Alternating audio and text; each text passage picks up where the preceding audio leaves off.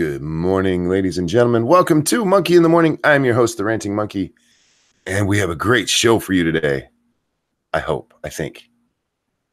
It's hard to make that promise before the show starts, you know. It could be a good one, and then it could just be, you know. Anyhow, hi guys. I hope you're well. I haven't slept much. I got a couple of hours up there on the couch. I fell asleep just waiting for the rest of the family to get me, little butt, and grandma had been up there.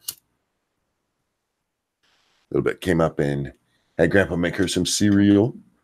She'd take little girl after my own heart. She likes her Cocoa Pebbles, and we did that this morning. And I lay down on the couch and apparently was tired. Scribbles, how you doing, my friend? I hope you're well. Hope you're well this Saturday afternoon. Man, what a day already. Usually I don't like to get into the main story, but let's jump right into that one because, man, California. And look, I know people make jokes about California falling into the ocean and shit and getting nuked and all that. And for some of you, that's not jokes. I don't want the people actually to get hurt out there. And from what we've heard so far, at least last I saw, nobody's gotten hurt. But they had a 7.1 earthquake last night. 7.1, 125 miles from LA on the Mojave Desert. And they had just had, what was the other one? A 6.4 on the 4th of July. Man, it's Who am I? Why am I here? Good morning, Scribbles. How are you, sir? I'm having hot cocoa. I just got out, picked up some breakfast, and here I am. I was gonna say hot cocoa. It's got to be warm out, but you always have your hot cocoa. That's like your coffee, isn't it? Yeah, I don't drink coffee. It's actually today. It's relatively temperate, so I'll take that over the alternative. But we're talking about earthquakes. Yeah, this big one just hit. 7.1, I think it was. Yep. 125 miles from LA. I saw some footage of a news team sitting there freaking out as they thought the lights were going to fall on them, which is a legitimate concern in a newsroom. No doubt. Felt as far away as Vegas and Sacramento. This was a big one. Yep. And after the 6.4 the other day, I'd read a story that seismologist, geologist, whichever one it was, I forget because I'm the least professional monkey on the internet, but it was one of those. After the 6.4, they're like, look, this was bad, but we're probably going to have worse ones because with the shift that happened after the 6.4, it actually ended up putting more pressure on the tectonic plates. Yep. Uh-oh. Yeah. Now the first one was essentially a precursor, and I don't know. I mean, there was 1,400 aftershocks between the first one and this one. And there's no saying that this isn't the end of it, or that this is the end of it. There was a Dodger game going on, and the pitcher and the batter apparently didn't seem to even notice it. But people at home watching were like, "What the hell's going on?" Yeah. Like the stream because Scribe is here. Ebony likes you, man. Oh, good. Ebony likes the people that come on my show more than she likes me. She's a sweetheart. Don't get me wrong. But and Nuts, thank you for shilling. Thank you so much. I appreciate that. Yeah, guys, remember the Ranting Monkey is brought to you by you. So if you like what I do, please hit that like button. Please share the stream. And if you can, there's several ways to financially donate to the channel, including getting yourself a nice shirt from the link down below. So I'm sorry. I gotta pimp myself out. No, what were you gonna ask? I was going to say, shall I read an actual story to see what the latest and greatest is? Sure. If you have one up, that would be wonderful. All right. So, wonderful friends at CNN. A second earthquake hit Southern California in as many days. It's 5 times bigger than Thursday's. A powerful 7.1 magnitude earthquake swayed buildings and cracked streets and foundations in Southern California on Friday night, sending terrified residents into the streets a day after another quake hit. The latest earthquake Friday struck 11 miles northeast of Ridgecrest, according to the U.S. Geological Survey. It was 5 times bigger and 11 times stronger than Thursday's 6.4 magnitude earthquake, also centered near Ridgecrest. I don't know. I keep wanting to say Ridgequest for some reason. It's like a video game with like knights and That sounds wizards. better. Ridgequest. There's been an average of 1 aftershock per minute since Friday's quake in the southern part of the state, according to the U.S. Geological Survey website. Gas leaks caused structure fires throughout Ridgecrest. Residents reported water main leaks, and power and communications were out in some areas, according to Mark Giarducci, director of the Governor's Office of Emergency Management. While he's reading that, guy's on the screen. I'm scrolling through. Where's this at? The Daily Mail. They have a picture thing. This one just made me laugh. These are the news anchors who are like, "Oh, what the hell?" Yeah, I'm sorry. They were freaked out. I watched the video, and that one lady, she immediately grabs the other guy's arm and is like, "Oh my god, oh my god!" And they explain, or at least the people that were introducing the segment on CNN, they were like, "So, for those of you at home who can't see above us, are hundreds of light fixtures." So this pair of news reporters at the station were genuinely and legitimately concerned when they started feeling an earthquake, because at any moment one of those several 100-pound light fixtures could fall on their head. I was like, yeah, no, that's legit. Yeah. Let's see. About 130 residents from Bakersfield and Trona were staying in a temporary shelter. On behalf of all Californians, I offer my heartfelt support to those affected by tonight's earthquake near Ridgecrest, Governor Gavin Newsom said Saturday. Let's see. The San Bernardino County Fire Department said it received multiple reports of damage, as well as from Northwest communities. Quote, homes shifted, foundation cracks, retaining walls down, the department said. One injury, minor, with firefighters treating patient. I'm trying to see if they have any predictions about what might come. Real quick, Johnny Hellcat, thank you so much. They're both shitting at the same time, right? Here we go. Quakes are part of an ongoing system. Caltech seismologist Lucy Jones, Dr. Jones, we talked about her the other day. Dr. Jones said Friday, both earthquakes are part of an ongoing sequence of a very energetic system. The latest seems like a hell of a euphemism. The latest energetic. Latest 7.1 magnitude earthquake was the main shock, while Thursday's 6.4 magnitude quake was a foreshock, according to Jones. In addition to being bigger, Miller said it released more than... Miller? Who's Miller? You're talking about Lucy Jones. Don't ask questions, Dr. Jones. Yeah, I guess not. In addition to being bigger, Miller, whoever that is, said it released more than 11 times the amount of energy than the 6.41. More earthquakes are possible. Governor Newsom said he has activated the State Emergency Operations Center to its highest level. Quote, the state is coordinating mutual aid to local first responders, he tweeted Friday night. So, so this might be the top of the ridge, so to speak, as far as like earthquakes, but there's more to come probably. Yeah. So hopefully he said, this is the big one. That's what's the word I'm looking for?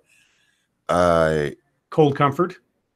Well, yeah. I mean, it is comfort, but just because it's the big one doesn't mean the next one's not 6.9, Yeah, or closer to the surface and causing even more damage.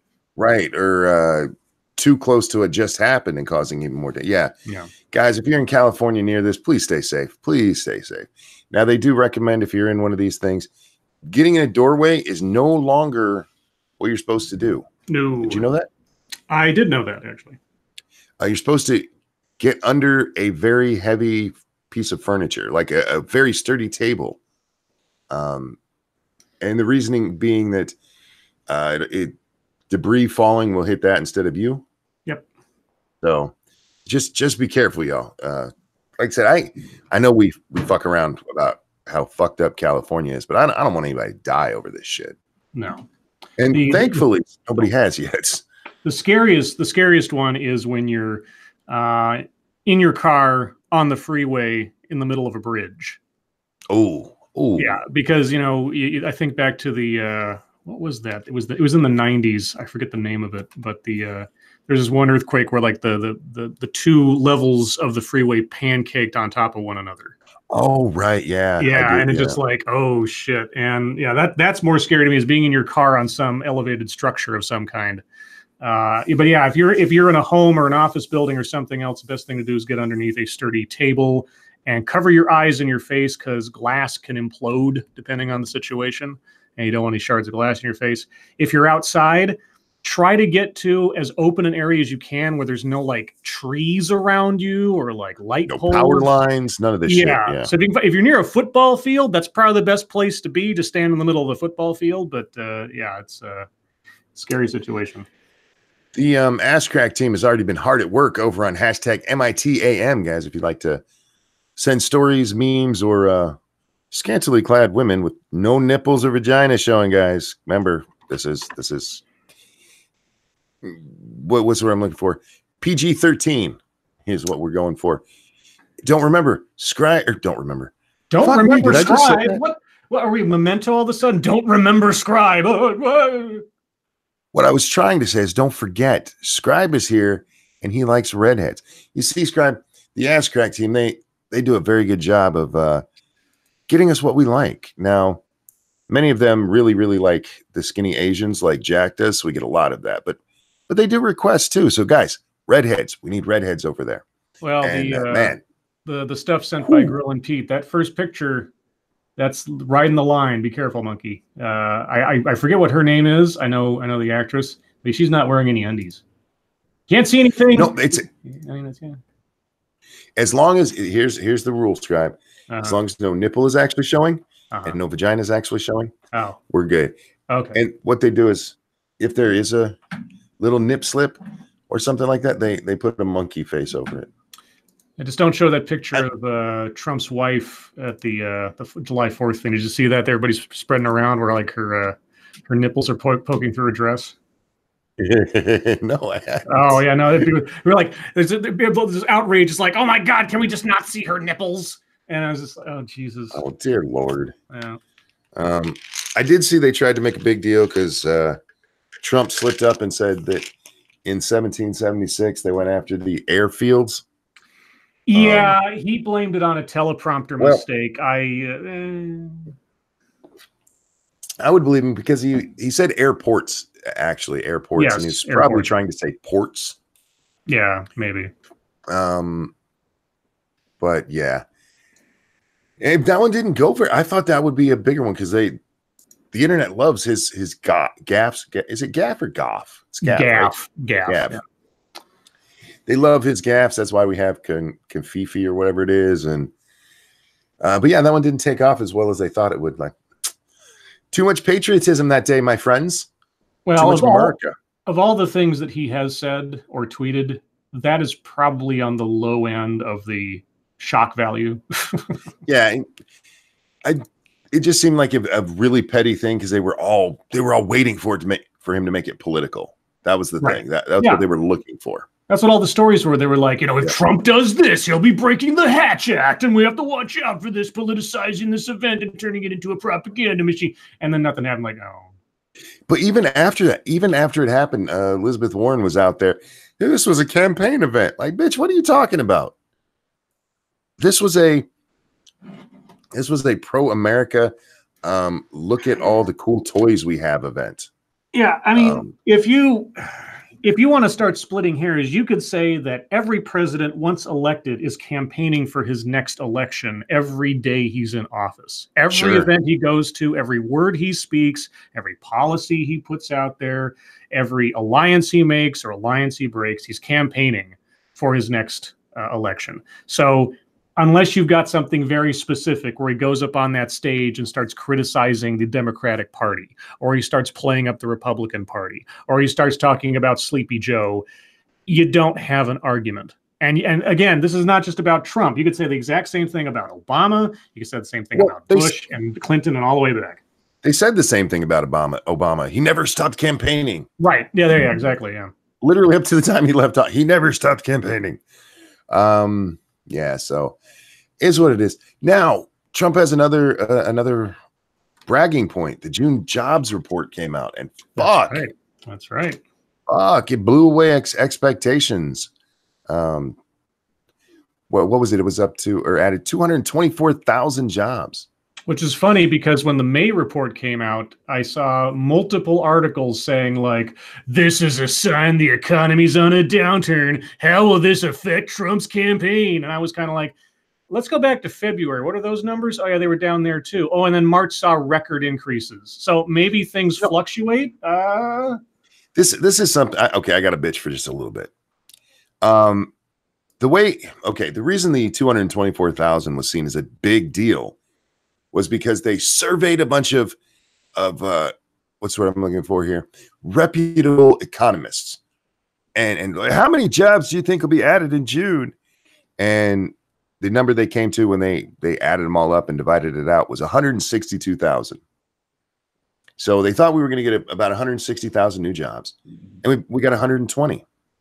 Even if this gets revised down, like the last 2 months, they've actually been revised down a little bit. May was 75,000 revised down to 72. And the month before that, I forget the exact numbers, but it was revised down about 8,000. Mm-hmm. Even if this one gets revised down the same way those two had, top maybe 10,000 less, so 212,000. The economists are still off by more than 50,000 jobs. And what I'm getting at, hang on, guys, I'm not done. Hang on, let me get there. Economists don't know shit. It's a guess. It's all a fucking guess. These are the same guys who never saw the housing bubble coming. Mm-hmm. These are the same guys when, you know, the only person I saw warn about the housing crisis? Ben fucking Stein. Yep.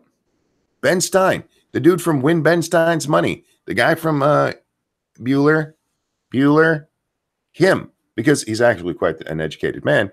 And he'd been looking at everything going on. He goes, this is not sustainable. And people made fun of him for it. Like, oh, look at him. He's being a negative Nancy. Everything's going great.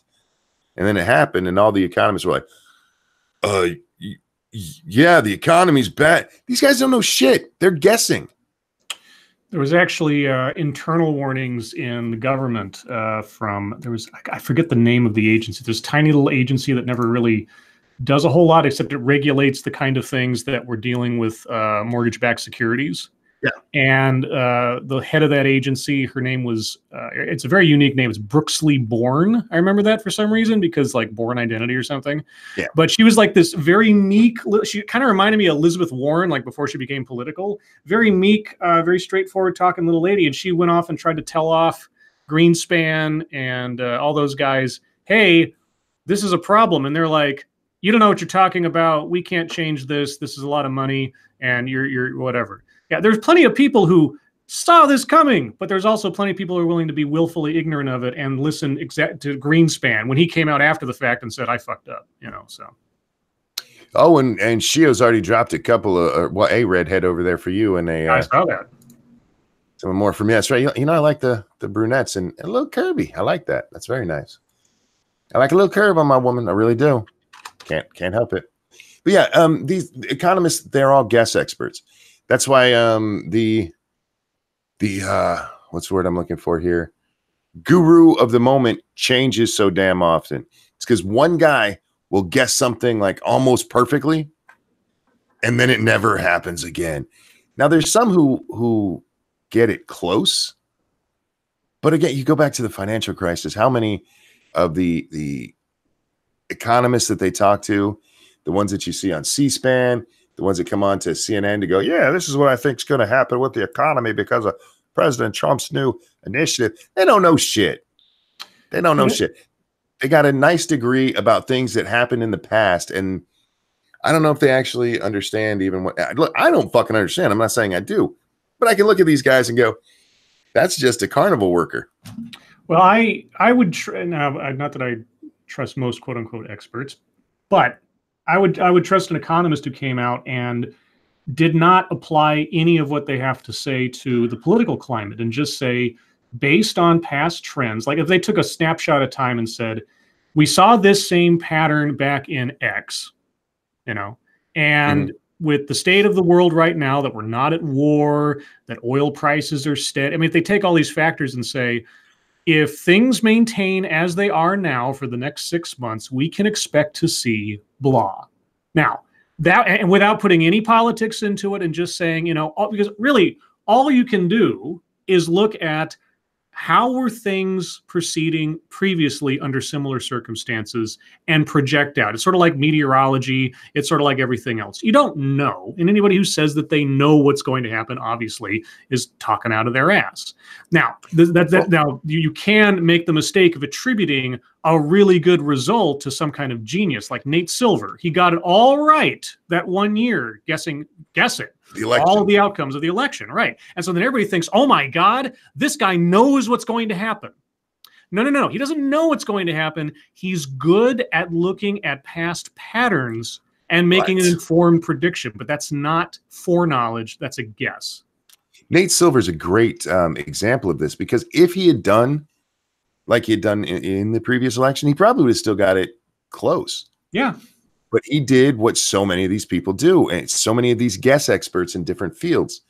Paul Krugman in the economic field is probably the greatest example. He's the New York Times guy. He's actually won a Nobel Prize, y'all. Mm-hmm. And if you read what he writes, he will literally change what he thinks is going to happen under the same fucking circumstances, depending on who's president. Yeah, no, he's Krugman at a time, for whatever reason, like I don't vet everybody that I see on TV or anything, but he seemed like a reasoned sort of historian after a fashion. And now the things that I've seen, political hack. Yeah, the things that I've seen from him, the things that I've seen from I always, like, in my mind, I always mix up momentarily Paul Krugman with Robert Reich, because they kind of look the same. They're like these small, gray bearded guys. But yeah, these guys have become, either through their own fame or something else, or maybe they were before, it just wasn't as prevalent. They become ideologues. They become political hacks, like you say, and you can't trust them. I would have more faith in someone who wasn't a name, and again, coming forward and not making politics part of it. Like, even if the person questioning them says, in this current political climate with this administration, and if they just, like I say, repeat it back, say, well, given that oil's at this, given that we're in a time of relative peace, that this isn't happening and this isn't happening, based on this, it's quite possible that this is what is going to happen. And as long as they couch it in that language without talking in definitives, I can't argue with that, But some people just want to say, "Oh, this is going to be horrible for the president." Like I said, when the May numbers came out, I can't remember. I think I only retweeted out one story, but I can't count how many stories I saw was like, "The May numbers are disappointing. This could show a trend for Trump's defeat." Like, it could also be a regular fluctuation in the trends of things, because jobs in the economy don't exactly operate on the boundaries of months. It's kind of we measure it by a monthly thing, but it's an ongoing fluctuating process anyway. So Far says, "Oh, why are you doing this so late?" Late. A number of circumstances pushed it to as late as it is, sweetheart. But it was still in the morning time when I started. Just saying. Late for you. I see how it is. It's like, late for me. 9 a.m. I do 2 a.m. usually, or 7 a.m. But Little Butt was here, and she gets up before everybody else, usually about 7. And I just finished up with breakfast with Bear at that time, and I'm like, yeah, I'm gonna go see if she's up. And I went upstairs, and about maybe 15 minutes later, the cutest little blonde comes up the stairs and sits on the couch next to me. Aww. So I hung out with her instead of you guys, and that'll happen every time. Still staying on the political, what's the word I'm looking for? Junket.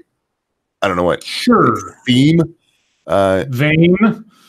There's another good one. Far says it's midnight for her. I'm so sorry. Oh. She's letting my voice help you drift off to sleep. Joe Biden says Russian interference wouldn't have happened on his watch. Oh, right. Russian interference would not have happened on his watch. Here's the actual quote. Look at what happened with Russian President Vladimir Putin, Biden told CNN's Chris Cuomo. While Putin is trying to undo our elections, he is undoing elections in Europe. Look what happened in Hungary. Look what's happened in Poland. Look what's happened in Moldavia. I don't know how you say that. You think that would happen on my watch or Barack's watch? You can't answer that, but I promise you it wouldn't have, and it didn't. Okay, so now for a second, not knowing that he mentioned Obama, I thought maybe he was doing a sidewise dig at Obama, because technically it wasn't Biden's watch. He was just the vice president. He wasn't the one in control of anything. But now that he roped Obama into it, yeah, no, he fucked up. A Lion Patriot asked if me and Grand Monkey ate donuts. Not today. She wanted cereal. We had donuts yesterday. You had breakfast soup. We had breakfast soup. We did. Cocoa Pebbles. She likes it because she has good taste. Yeah, here's the thing, Mr. Biden. If you believe that our election was meddled in by Mr. Putin, it happened on your watch, dumbass. The 2016 election happened when Obama and Biden were in office. Hey, baby. I read another story about Biden. He warned that he has the dirt on the other candidates. Oh God! Now, did he get it from Russia? Probably. Here's the story. Let me bring it up again. Joe Biden warns Democratic rivals he's got, quote, all this information about other people's past. Dun dun dun. Fuck. He says he's not going to use it, y'all. He's above that. Then why say that you haven't? Well, it's a warning to them because he wants to keep it clean. He wants to argue about the issues, y'all. Or he's just making a warning. It's like, now, if you don't play by my rules, I have a Damocles sword hanging over all your heads. That's right. Because just because he won't release it himself doesn't mean he won't have a surrogate feed it to somebody else. Or somebody hacked our servers. It must have been the Russians. Now all my opponent's dirt is out there. Oh, woe is me. Oh, look, all of your shit ended up on WikiLeaks. Yeah. Look, you're on Kiwi Farms. Wouldn't that be great to see the Kamala Harris up on Kiwi Farms? Oh, well, they have to decide. This is a slight tangential, but the Democratic Party hates this right now. I'm not talking about Biden or Kamala Harris. I'm talking about the number of people out there. The Democratic Party needs to winnow this field down quick, because the longer and the more people that last through this process, the more very visibly divided and fractured the party is. The more visibly divided and fractured the party's message is going into 2020 against Trump. So, hold that thought. I'm so sorry. We got a donation here. Everyone can relax. I'm here. Also, Monkey in the Morning or Monkey in Brunch. What even is this fucking show anymore? Thank you, Cram 40K. What is the show? It is the There Is No Format show. I don't know why people don't understand that. Anyway, Scribe, you were talking about they need to winnow. What's the word? Well, winnow, whittle, whichever those words. Okay. The field down. Yeah. So given the desperation the party's going to need, because if they fuck this up after what happened the first time around with Hillary, they're going to be even more in the doghouse for not only the next 4 years, but the next 8 years and onward until they can finally prove themselves again. So I'm curious, and just with Biden as an example, I'm curious if, or how much I should say, of dirty pool is going to be played in the background to force a winnowing quicker than otherwise. Now, the leaving out of Marianne Williamson from that photo seems like a minor thing, but it was very intentional. And I'm not saying, I don't want to start putting tinfoil hat stuff here, but I don't think it's too far to say that the Democratic Party does not want her to be part of the picture and are making moves to lessen her profile as quickly as possible. Yeah, for those of you who don't know what Scribe's talking about there, I forget what publication it was. I think it's Vogue. Vogue, yeah, something like that. They had a story on all of the female candidates running for the Democratic nomination, and they left out Marianne Williamson, even though she qualifies as a And female candidate running for the Democratic nomination. yeah, and their argument as to why they left her out was because she wasn't a congresswoman, and yet nothing about the headline, nothing about how the story was framed said anything about the requirement being you had to be in public office, just that you had to be a woman. But they left her out completely. And like I say, little things like that to try to, okay, let's separate the wheat from the chaff as quickly as we can, because we need to get this focused and quick. And they're not wrong to. Don't get me wrong. The Democratic Party, if they have any hope of winning, whoever their candidate is in 2020, they need to get rid of all this extra distraction and get focused and quick. And they've only got a couple of months to do it. The next debate and whoever qualifies for it and how they've set the standards for the next debate is going to be a part of that process. And then we'll see at that point, the real dirty pool is going to start. Because when you get it down to like 10 candidates, oh man, and there's only like 6 months until New Hampshire. Oh shit. Brian says, who? Marianne Williamson was the second day. The one on the far left, the woman who looked like she'd been roofied. The crystals guru, the new age freak. Now, look, I don't necessarily disagree with Vogue keeping her out, because she's got as much chance of being president as I do, because she's a fucking lunatic. But when you're going to get up there and do that, then get up there and say, oh, the women of you got to include all the women. She made it to the fucking debate stage. Yeah. Which, by the way, is a failing of the Democratic Party. They made that way too open. You only had to have, 1% in 3 polls. Yes. Or to have raised 60,000, I think it was. You had to have 65,000. No, so you had to have 65,000 individual donations from I forget what a number of separate states. 20 different states, right? Yeah. Now, if crazy was the standard, how about eating a salad with your comb and berating your staff and a bunch of other crazy shit? Indeed, Amy Klobuchar did that. Oh my god! But at least in Amy, she didn't come off very well in the debate either. But Marianne is an author, you guys, and I there was actually a push from the right to get her onto the second debate stage, because you had to. It was more than double. It was like 130,000 across 20 states, or 3% in 3 polls. Right, and whereas in the first set of debates, it was one or the other you had to qualify for. Yeah. In the next debate, you have to achieve both. You have to both have 130,000 donations across many states, and you have to average at least 3% in 3 different polls. So that's gonna knock a whole bunch of people out of the running real quick. So, Opinionated Scotsman said none of them came off well in the debate. I understand that, but she came off like seriously, like she was the. Can't we all just get along? She actually said that she was going to defeat Trump with love. She came off like I made a the weird joke, hippie. or with heart or something. I made the joke at the time of like, oh, did she steal Mati's ring from Captain Planet? Right. I'm gonna use love, and we're gonna defeat you because love wins. Like, what heart? You fucking weird ass hippie. What are you? Yeah. Care Bear, what the fuck is going on over there? Well, yeah, but the thing is that, if you watch that debate, they do not pay any attention to her for like the first half. She never gets a question thrown at her. They never pay any attention to her. And like you said, I mean, even if she's nuts, she qualified. She is entitled to be on that stage as everybody else on that stage, Biden included, regardless of you guys set the standard. She met them. She should have gotten at least as much or an opportunity to speak as everybody else, but they ignored her outwardly over and over again. It was really irritating to me. This has been my criticism of the debate thus far. My main criticism is that this wasn't in any way a debate. No. This was a question and answer period for each of them.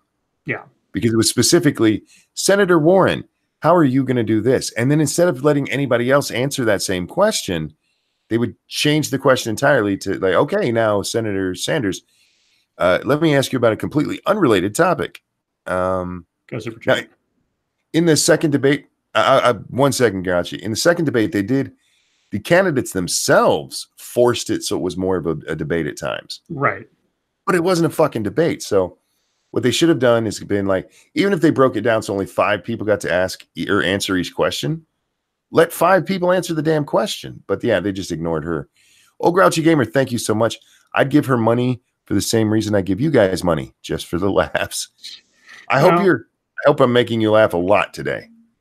I mean, historically speaking, these debates are not actually debates. The closest you ever really get is if you have, like you said, moderators who they put up one question and then go down the line, and then they go to the next question and they go down the line and give them seconds and somehow enforce it if the candidates themselves aren't enforcing the time limit. Or the more probably memorable ones are the town hall ones where you've got the 2 candidates are kind of wandering around and you have the opportunity for an immediate back and forth between the 2.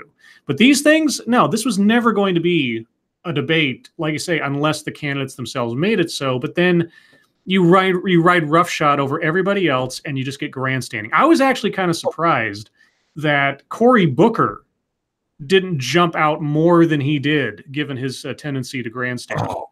And Cory, you dropped the ball here. Yeah. Your only real competition on that stage that night was Warren, at least as far as the national media is concerned. Yep. You had the chance to come out here and just be the man, and you didn't. He didn't do horribly in the debate. He just didn't stand out like he should have. In relative terms, no. But yeah, like you said, I mean, he's not even a blip on most of the polling radar right now when people talk about the candidates in the lead. It's Biden, Warren, Kamala Harris, and I'm suddenly blanking on who the fourth is. Pete. Sanders. Yeah. Oh, Sanders and Pete has been sneaking in there in a couple. Mayor Pete. Sneaky Pete. What a Sneaky Pete. What a jeej. Yeah. Yeah, the one that really blew me away, and I talked about this the other day, when they did the polling, the black polling, Cory Booker didn't show up. Yeah. This is a black man running for president who actually has a decent chance of winning it, and he didn't poll at all. You know, Warren did. Warren did. Yeah. Well, okay.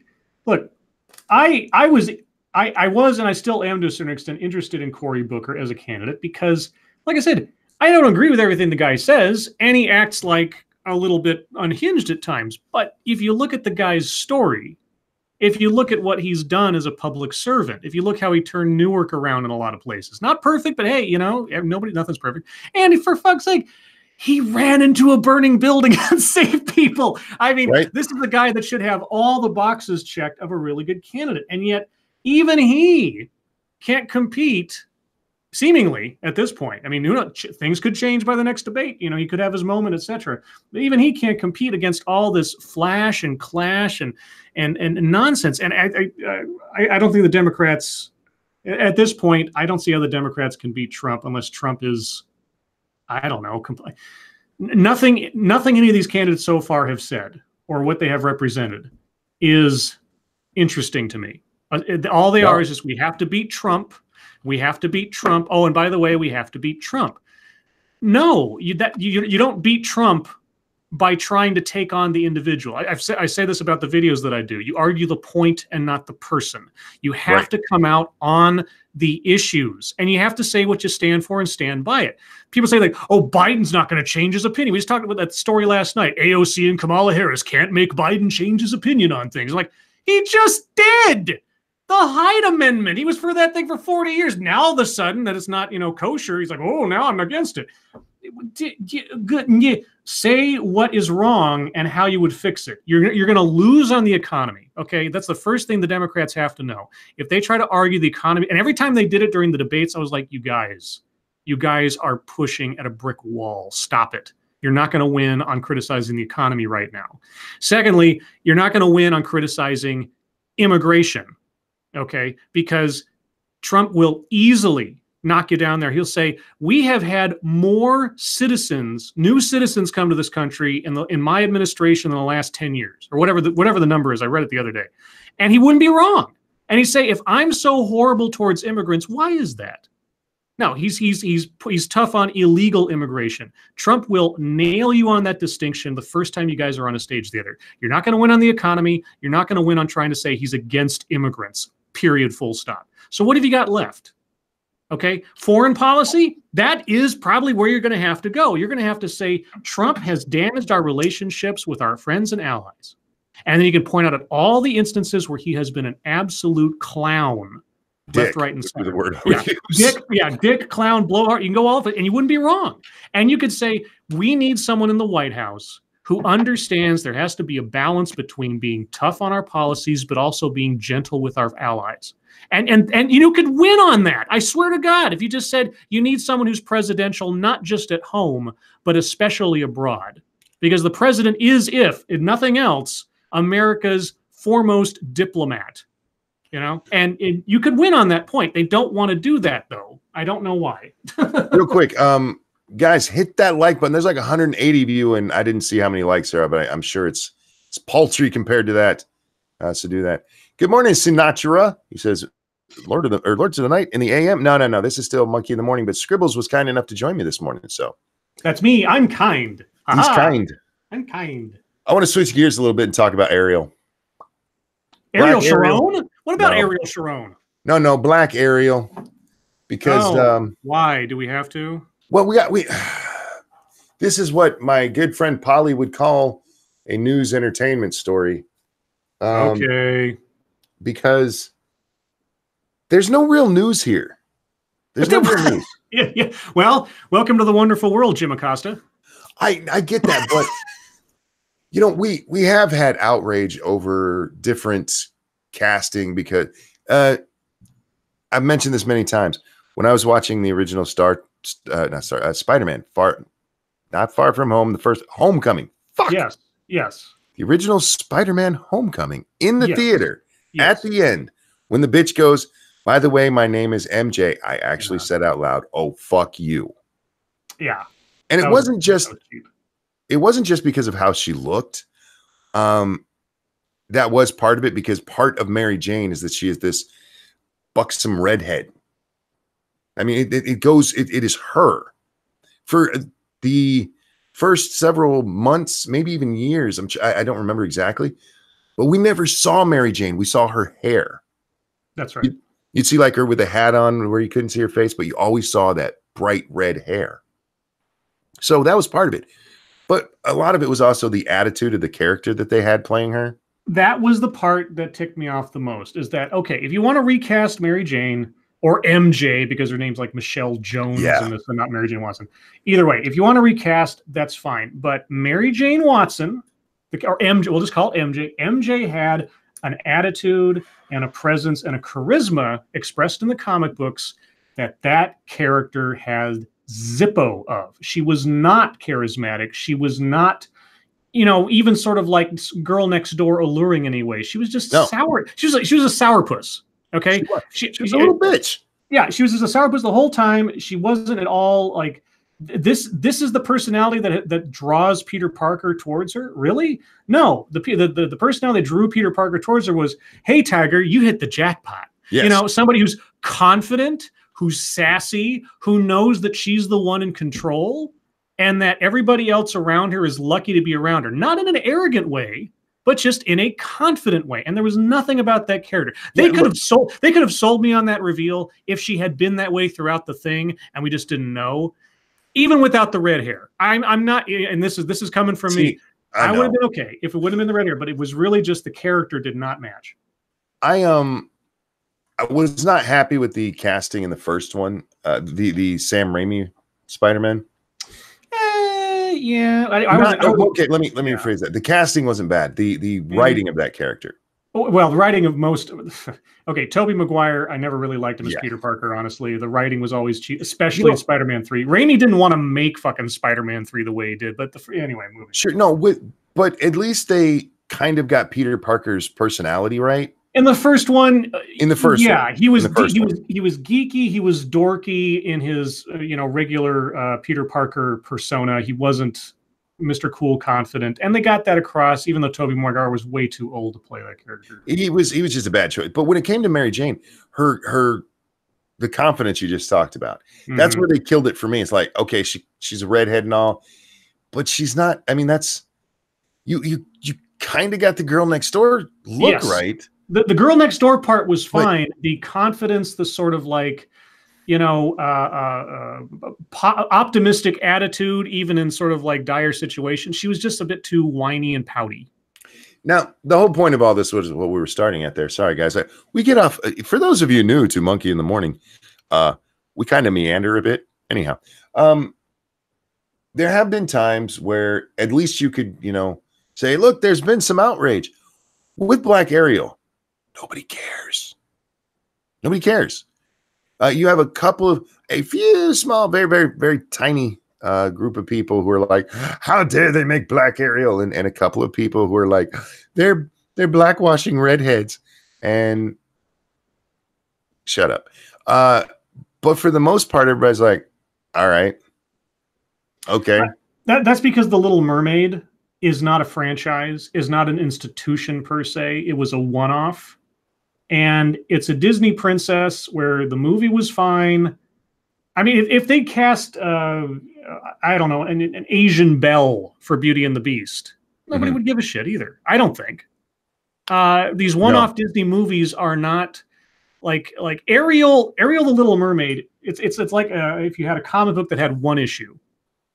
All right, we have a one-issue comic book with a character, and it's a beloved comic book issue. But after that, who cares? There's nothing there. There's nothing more established. There's nothing more set in stone. There's nothing more endearing about it. It's a story. It's a musical. Now, there were a couple of idiots out there like, well, what about if they replaced Tiana or if they replaced Mulan? Right. But there weren't that many. I mean, the outrage over this. When I woke up that day, because I woke up about half an hour after Disney announced this, and I see Disney announces this, and immediately I saw all over Twitter, oh, wait till the racists see this. Yeah. I saw more of that than anything. It's like I can't wait to see the reactions of all the right-wingers on this one. I've seen tons of outrage about outrage that doesn't exist. Yeah, or anticipation of. Yeah, we're having stories written about it, and in almost all of them, they use the same like 4 or 5 tweets they could dig up of people actually giving a fuck about this. The internet braces for outlash. Yes. Like, oh my God, it does? Oh no. And why we had to talk about this is because Fat Pat had tweeted out this. I don't think he's the one who wrote it, but he retweeted this out. Like, yeah, a black girl's going to voice Ariel, and see, no one cares from the. That is such a great meme moment from the original Jurassic Park. But yeah, nobody gives a fuck. Yeah. Stop trying to make things bigger than they are. Jesus. Speaking of outrage, isn't there the Proud Boys / right, what they call it last night? Right wing. Was it? I don't think they used the word extremists. But there's a march in Washington today, or a rally in Washington today. It's going to have Milo Yiannopoulos and Gavin McInnes. It's a free speech rally, isn't it? Oh, that's what it was. Free speech. That was in quotes, by the way. The supposed free speech rally, the so-called free speech. I love the so-called rally. I've got a story if you want me to. Please. Okay. This is from earlier this morning, I guess. Heavy police presence in Washington for demand free speech rally. Police in Washington, D.C. will be on alert Saturday for possible clashes between right-wing groups and counter-protesters holding demonstrations in the nation's capital. A, quote, demand free speech, unquote, rally is planned for Freedom Plaza, just a few blocks from the White House. Oh, God. Does it have the time? Well, let's see. Hours before the rival rallies, there was already an extremely heavy police presence at Freedom Plaza. Police said they're hoping for safe and peaceful demonstrations. That's not what happened last week in Portland, Oregon, when clashes broke out between rallies by right-wing groups and counter-protesters. One of the groups involved in the Portland demonstration was the so-called Proud Boys, who have been labeled a hate group by the Southern Poverty Law Center and banned from Facebook. Are they going to mention Antifa in here anywhere? No, of course they don't. Roger Stone, Milo Yiannopoulos. Roger Stone, he's the one I forgot. Yeah. I'm trying to see if they got a time on. There's probably like live streaming going on right now. I want to say it was like 3 o'clock or something. I can't remember though. The funny part to me about this is Faithless just said far right. It's always far right. And those are far right is in quotes. In the story we read last night, they kept doing that far right. And it was just stated definitively. But when it came to left-wing things, it was the alleged group, the allegedly left-wing group. It was like, are you you're not even trying to hide this shit anymore. Yeah. Jesus fucking Christ. But yeah, that rally's going on today, so I expect to see. But you know, that article had the same thing the article from last night did. The Proud Boys, who have been labeled an extremist group or a hate group by the Southern Poverty Law Center. Yes, the same Southern Poverty Law Center that recently keeps having to backtrack because they call people extremists, and those people sue the shit out of them for it. And the Southern Poverty Law Center, oh, whoops, I'm sorry, my bad. Yeah, we got that wrong or we're a bunch of pussies. So take your pick of which one they are. But yeah, there's at least one Facebook live stream that was up, or it might already be done. That's it's happening right now. So whatever is happening with the march, it's happening right now, and probably go on all day. I haven't seen anything yet about any violence, but then maybe it's just on delay. SPLC is utter poison. I'm not necessarily disagreeing with you there, Michael. Did you see this thing tweeted out by Zuby this morning? Maybe. When was it tweeted out? He tweeted out this ticket price structure for an event, and it says early bird POC ticket, $10. If you are a person of color only, general admission into the festival grounds. Early bird non-POC ticket, $20. If you are a non-person of color only, general admission into the festival grounds. What the hell was this for? So, and here's the thing. So this is, and this is coming in August 3rd. This is called the Afro Future. Share it with the audience so you guys can see. There you go. There's the screenshot. Go ahead. I'm sorry. It's called the Afro Future Fest.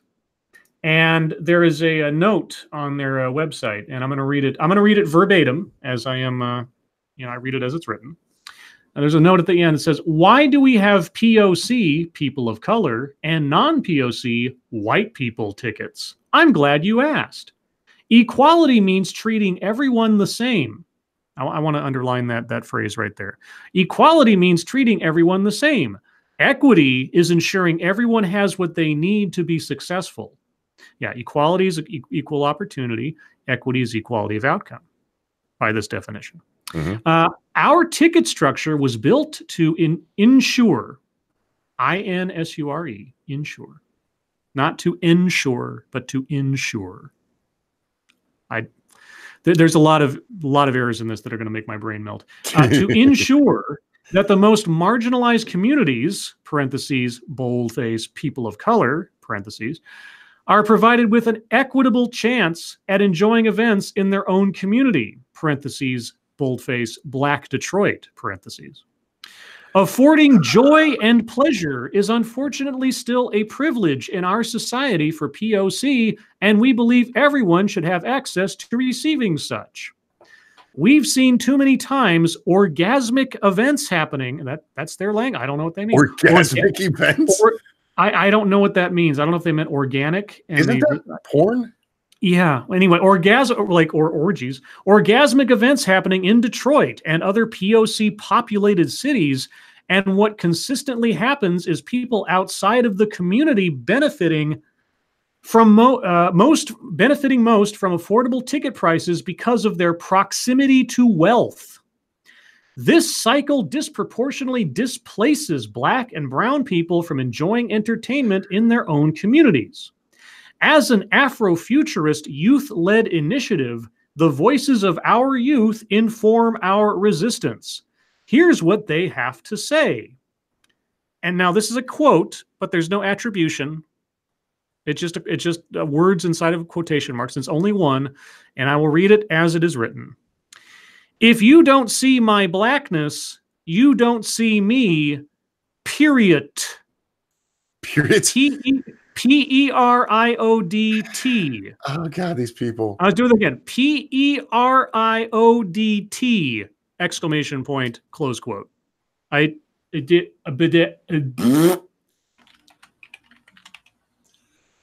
dear God.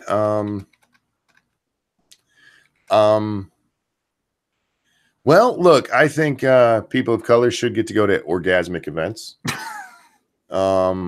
I don't think that should be a white thing only. fucking orgasmic. This is like hardcore virtue signaling. Thank you, not thank you, Baxton. Just reading. I thank all of you, but I try to thank the people who donate and just read what is said, and I always screw it up. Thank you anyway. Wait, how black do you need to be to get the black tickets? Are they going to have people there with a light meter or something? That's a good question. Yeah, they're gonna have that. They're gonna have that little paint swatch thing that you see in Family Guy, where you're holding up to your face to see if you're dark enough to get in. Or you're gonna have like are you dark enough to qualify for this ticket kind of thing? I sound absolutely. I make myself sick just even joking about this because it's so fucking stupid. Now, this is, as far as I know, this is a private event.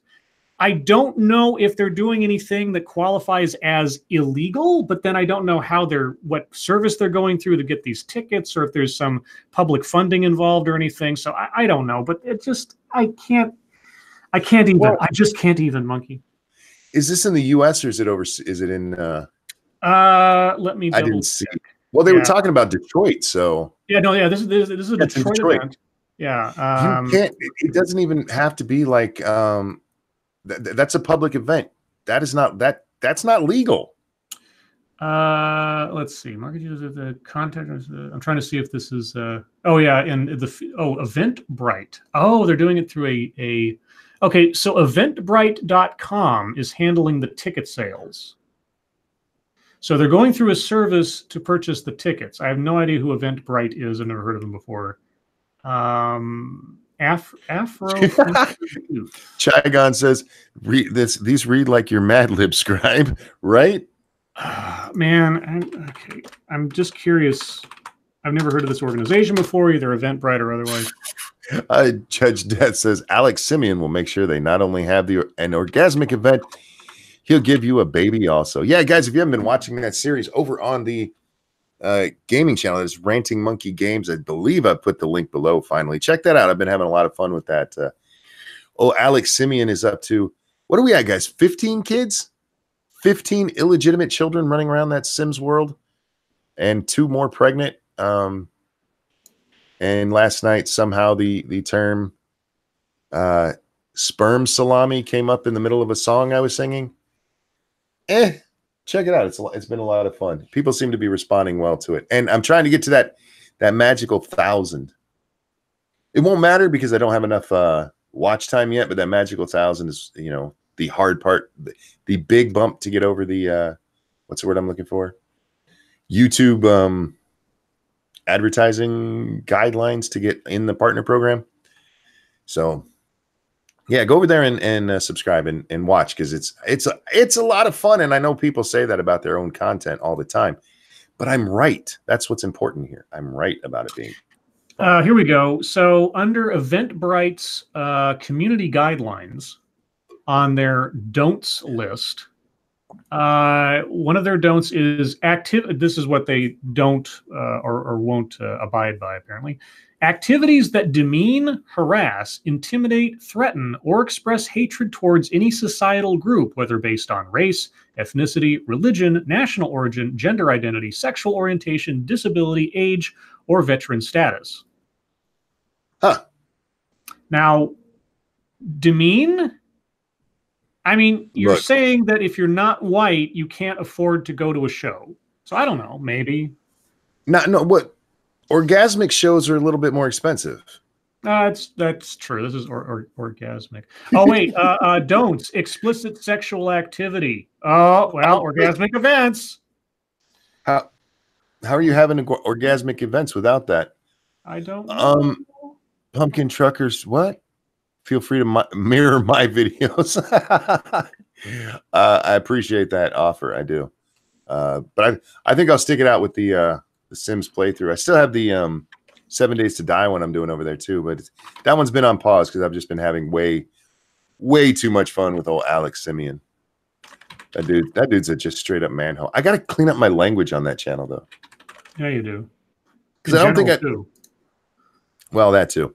I don't think I would get in much trouble for sperm salami, but I gotta stop dropping F-bombs. Oh yeah. The sperm salami is what she wanted, and she got it, y'all. Oh man.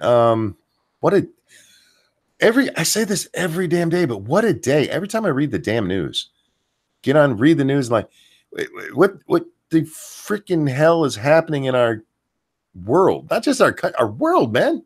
A The whole world is weird. world. A whole new world. The next line is, that's where we'll be. A thrilling place. No, it's a thrilling chase. A wondrous place for you and me. As long as you're not POC. It's right. Because we have to have our orgasmic. Thank you, some Dutch dude. Monkey. I only just started watching. Good to see Scribbles here. Hi, Scribe. Hi. Yeah, he doesn't get to make most of these because he's got one of those job things. Yeah, and do you usually do these on Saturday mornings? I can't remember. I do these 7 days a week, man. Do you? Okay. Yeah, I know usually this time of morning I'm either still sleeping or probably working on a video. I was working on a video earlier, but I took a break. Yeah, I figured out over the last 2 years, well, 2.5 now, but with Monkey in the Morning and this show, I've streamed over 1,000 times on this channel. No, at least, yeah. I was like, holy fuck, that's a lot of talking. See, there went my bad mouth again. YouTube, can I get a bastard son of a sailor exemption here? Son of a son, son of a son, son of a son of a sailor. I'm a cripple. I'm literally the bastard son of a sailor. How am I not supposed to cuss? Come on, man. There's got to be some kind of equal opportunity thing in there for me. Well, you qualify for YouTube Premium or whatever, that kind of thing. Yeah, or they should have a thing where it's like if you're logged in under an account and you have affirmed that you're above the age of 18, then advertisements going to you on things that you can flag as being, mature content or something shouldn't be restricted or reduced from having ad content. I mean, you can have things out there. For fuck's sake, there's advertisements on shows that have murder and rape. Sure. And just this line of bad. I mean, speaking of which, you remember The Shield, Monkey? Yes. Yeah. Strangely enough, that show had advertisements around it, and there is violence and bad language, like just this side of starting to violate broadcast standards, and a bunch of other stuff in that show that make it great. And it was one of the most popular shows at the time, and one of the best shows ever made, if not the best show ever made. And they advertised for that. Isn't The Walking Dead on AMC? Yeah. They get fucking commercials because people are like, I want to be associated with that. It's popular. Yeah, rotting corpses being blown away, sex and violence. They swear like hell on that show. Yeah, Mad Men, Breaking Bad, the whole 9 yards. There's more than a market for advertisements to be associated with quote unquote mature content, but YouTube. But to take the other side, be devil's advocate, YouTube cannot police 500,000 streams a day or whatever, as much as AMC can curate its 5 or 6 shows or something. So sure, but my problem is if you read their did you see the new guidelines, Scribe? They're not. I'm sorry. They're not new guidelines. They've just given us more examples of things that can get you in trouble. I haven't seen the new guidelines now. Let's see, for as far as swearing is concerned, if you swear at the beginning of a video or stream, now they don't describe how long a beginning is. I remember hearing this somewhere. I think it was either from Boogie and or H3H3, something like within the first third of the video or the first 3 minutes or something like that. I don't know. I have heard the first 2 minutes. I've heard the first 3 minutes. I've heard the first 5 minutes, and I've heard the first 10 minutes. There's nobody so far has been able to show me an actual thing that says that, and their guidelines don't. It just it is that vague bullshit at the beginning.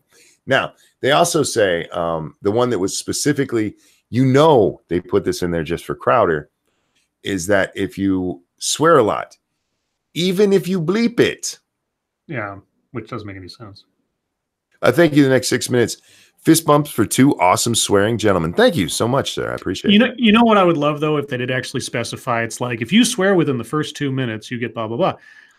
Can you think of just how many channels trolling that would have like a I'd have a timer? countdown. You have a countdown at Right the in the bottom of your corner. screen, a little stopwatch. It's like, and at the exact 2-minute and 1-second mark, you just go, motherfucker! You Yep. start screaming. Just be like, fuck.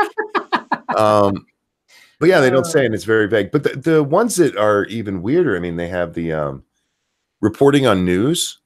If you report on news, even if you're not showing it, if you report on war or political violence, so technically, like if you reported on the Portland story, you get demonetized for that. I'm like, what the hell are you talking about? This is all stuff that the fucking nightly news has been covering since at least the 60s in graphic detail, and have had no goddamn problem getting advertisers for. The only, it's getting to the point, and now I say this as someone who's not using YouTube as my main source of income. So there's a whole lot of other factors that don't even fall into my radar. But as things proceed, as we've seen, short of you being an absolutely G-rated makeup channel or something, the only use YouTube has, the only utility it has to anybody who wants to do some content beyond the most milquetoast is to internally advertise for third-party opportunities like NordVPN or your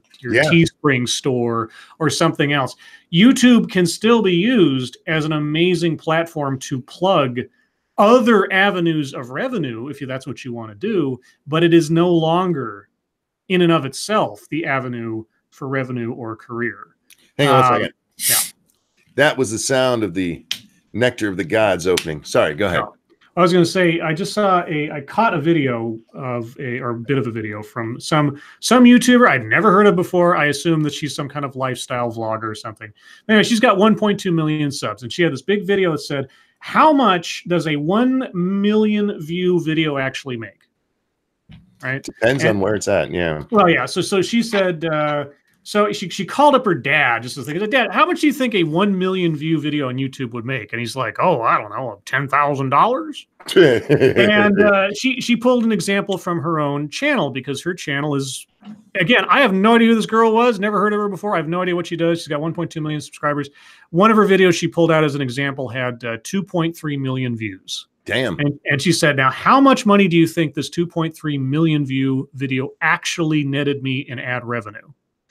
And I honestly, this is what I did. I paused the video and I thought to myself, okay, it's not going to be like, 1% of that or something. So it's not going to be like $20,000 or whatever. It's not going to be 2 million, 2.3 million, 2.3. Hang on, I want to get my guess in before you tell us. Yep. Oh, you can keep talking. Oh no, the next thing I was going to say is like how much it made. But anyway, I paused and I thought to myself, I'm going to guess conservatively $3,000. That was my sort of wild guess. Yeah, doing my numbers the way I figure stuff up, I'm guessing about 3,500. Okay. Actual take on ad revenue for that video, $743. Oh, she must have not got good ad rates at all. Yeah, I don't know all the details, and I kind of stopped watching the video at that point because I was kind of like, okay. I was having sort of a moment. I was like, okay, well, yes, okay, you got $743 for that video. For one video. And I looked at that video and I was like, it's a vlog. It's her sitting there talking into a camera with minimal editing. I'm like, okay, the fact that you got $743 on the basis of that amount of actual effort just says more about your personality than it does anything else, in my view, as to actually deserving that much money. Okay, at least as far as like labor is concerned, because she didn't do anything. Here, whereas there's people out here that, sorry. I want to do some addition and then keep going. I'm sorry. Sure. Yeah, well, I was just thinking, it's like, okay, my videos, and again, this is not me being jealous because I'm not. And I know saying that makes me sound like I'm jealous or something, but it's really just sort of in a comparison way. I spend, depending on the video, 3 to 5 hours, both in scripting and recording and editing the audio and assembling everything and all that. So 3 to 5 hours on a video. Not a lot of time.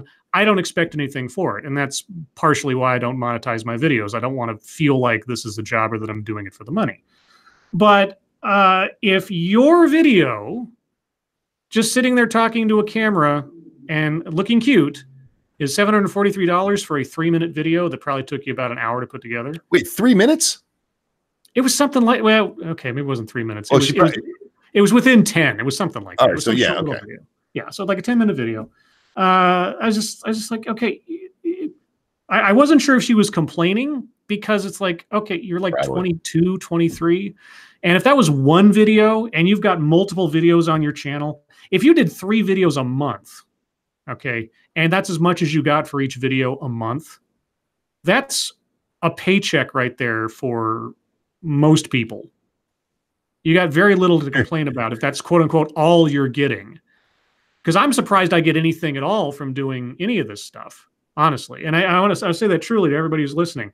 I am so flabbergasted that there's even a penny that comes through, given the fact that YouTube is so restrictive and there's no ads on most of my videos. The fact that anybody, all you guys are anywhere near think I'm worthy of being donated to on a regular basis, that is more than YouTube would ever provide if I were trying to make this into a second job or something. So I am my most watched stream recently was the swipe left one. Yeah. With 1,500 views, I made 94 cents on that from YouTube ads. Yeah. My most watched 94 cents, y'all. Yeah, my most watched video is our G.I. Jane review. Mm-hmm. It's upwards. It's getting close to 17,000 views. Nice. For reasons I do not understand. I just got a comment on that video yesterday in Burmese saying, "Damn." I had to have it translated because I didn't. It was in Burmese, and it said "is glorious." That was the translation. I was like, I said thanks. but that was a fun stream. It really was. If you guys haven't watched it, watch it. Yeah, it's great. And I've actually, every time I get like a notice saying, "Hey, your video's done this," I'm like, "Holy shit!" I listened to a little bit of it again. But yeah, that video at 17,000 views. Ad revenue, it's got like over the entirety of its life, which is like what, a year and a half, 2 years now, whatever it is. Like it's like $1.75, like nothing, you know. Well, I figured up using that lady's numbers. According to Roberto Blake, I don't know if you guys know who he is. He's pitched as a YouTube guru. He'll teach you how to be famous on the YouTube, Joe. For the record, he will give you some hints you really should pay attention to. But he actually did a video the other day where he was showing what he's made on his channel. His average CPM, which for in the easiest language I can put it, the amount you're paid for every 1,000 views you get, basically, is $15. I'm actually surprised it's that high. That is really high. The highest I'd heard before he said that was like 8. Now you got to realize some of those, some of his videos don't have full views on them, so they don't have advertised views on them, that kind of thing. So, but just using that as a general thing, if he had got 1 million or 2 million views on a video, would be $34,000. And she got what, 700? I get why she's complaining, guys. Back before before the apocalypse, you guys have no idea how much people on YouTube were making. You really do not. It was gross, absolutely gross. Thousands and thousands and hundreds of thousands of dollars, depending on how many views you got. Yeah, it was insane. So people since like Boogie, he had a complaint the other day that he'd only made $488 on a video that had been viewed. Well, I forget how many views it had on it, but I only made $488 on this. Like, shut the hell up. Shut up, right? Just shut up. What are you bitching about? $488. Why are you whining? There's people out there that are not going to make that this year on their YouTube channel that they put tons more time into. Because there is so much of it that is about personality and luck and yeah. Shut up.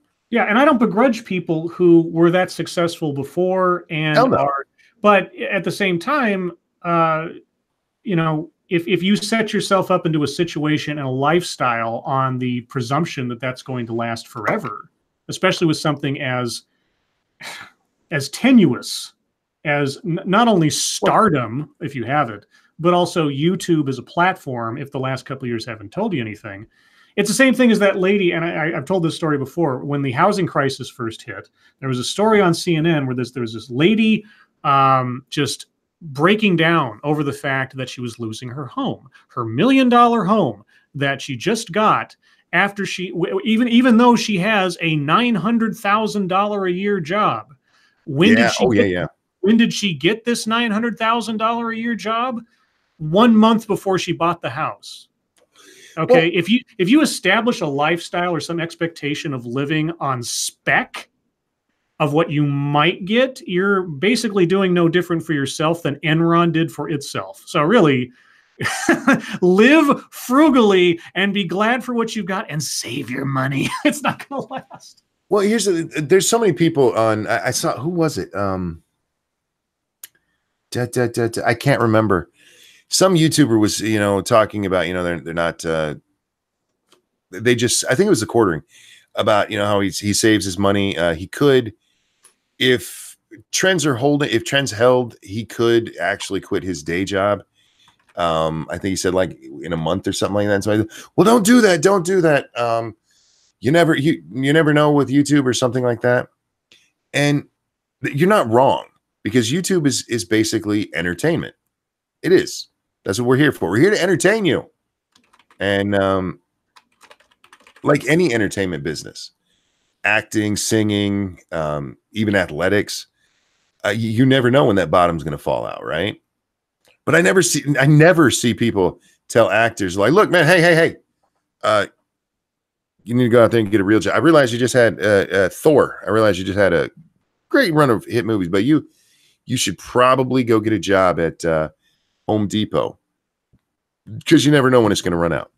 Well, at least have a fallback position. Not necessarily have another job, but at least have something that you're going to be able to monetize outside of YouTube if the roof falls in. That's all. You just need, that's still part of it for me. Now I'm not saying throw all your eggs in one basket, but there's this idea that you have to be the super famous YouTuber to make a living off of it. You really don't. No, you really don't. No, you don't. Like most working actors will never be in a movie. You'll never hear their name. They do plays and shit. You'll never hear their names because they're not Robert Downey Jr. Yeah. Uh-oh. Who's that? Hi, you. Oh my gosh. Who's that? What you got? Where did you get this at? Where was this from? Here. This was here? Was it upstairs? Mm-hmm. What is that? Kitty. How many kitties? Kitty. 4. That is 4 kitties. Those are cute kittens too, aren't they? 4 kitties. Say hi to Scribe. She said psst. Can you say hi to Chad? Psst. Here you go.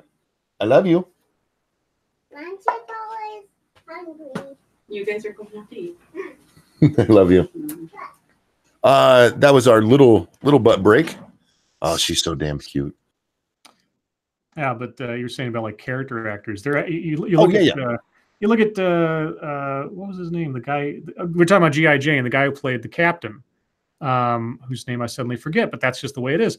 That guy's movie listing credit goes on for a fucking mile, right? Was that Viggo Mortensen? No, not Viggo Mortensen. The guy who played the not the Master Chief. The guy who played the Salem, Captain Salem, and shit, I can't. Scott Wilson. Scott Wilson. Yeah, Scott Wilson. So let me hear it. Scott Wilson, IMDb. So Scott Wilson. Now he's recently passed away, unfortunately. Right. I really like that guy, but he had, let's see, how many credits did he have his name? As an actor, he had 81 credits. 81 credits. Now, how many movies do you think Will Smith has credited as an actor? Maybe 15.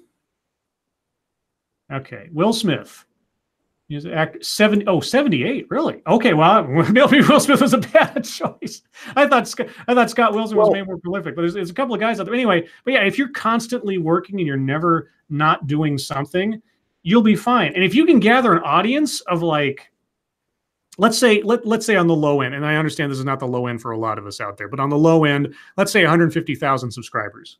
Yeah. Okay. Now you got to imagine that out of any number of subscribers, maybe a third are actually consistently paying attention to your stuff. Okay. So no matter what your number is, more likely than not, a lot of them are dead accounts or just one-offs or something. So, or bots, who knows? So I always imagine that even if I see somebody's numbers at X, I always minus 2/3 and say that's probably their core audience, something like that. So 150,000 people, you're looking at what, like maybe 50,000 people that actually watch your stuff. Okay. So 50,000 people on a regular basis are watching your stuff. And your view count on any one particular video probably. Sorry, your view count on any one particular video probably ranges anywhere from 5 to 20,000 views out of that 50,000. Bye-bye. Who is that running? That's Scribe. Hello. No, I mean, who is that running? That's the picture that comes up when he talks. You want to hear him? That's my picture. Come here. Come here. Oh, okay, come up on my lap. I don't have your headphones. You got to use mine for a second, okay? Gotta take your hat off. All right, you ready? All right, say hi. Hi. Hello, little butt. How are you?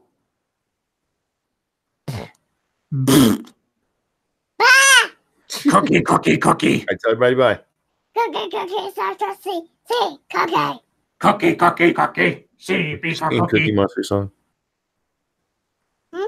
C is for cookie. Cookie is for me. Say bye. All right. Bye.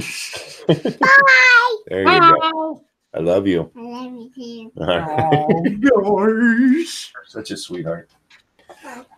You were saying your core audience about quarter. Core audience. Yeah, 5,000 to 20,000 views on any one particular video.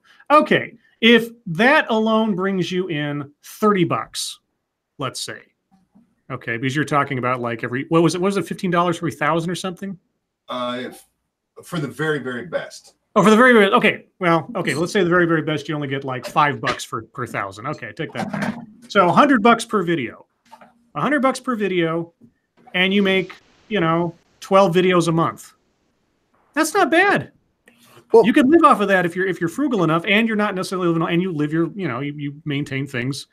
And if you do live streams and you've got a core audience of like 50,000 people, and any one time only maybe 3,000 are watching, you know what, Mr. Medicare, for fuck's sake, if you can gather up a decently loyal audience and you do 3 live streams a month, you could just clean house with people who want to support you. Or if you have a Patreon, or if you have a Teespring, there's so many different revenue streams you can leverage out of an average YouTube channel of a relatively low amount of subscribers if they're loyal and if you have consistent content. Anyway. Say hi to my audience.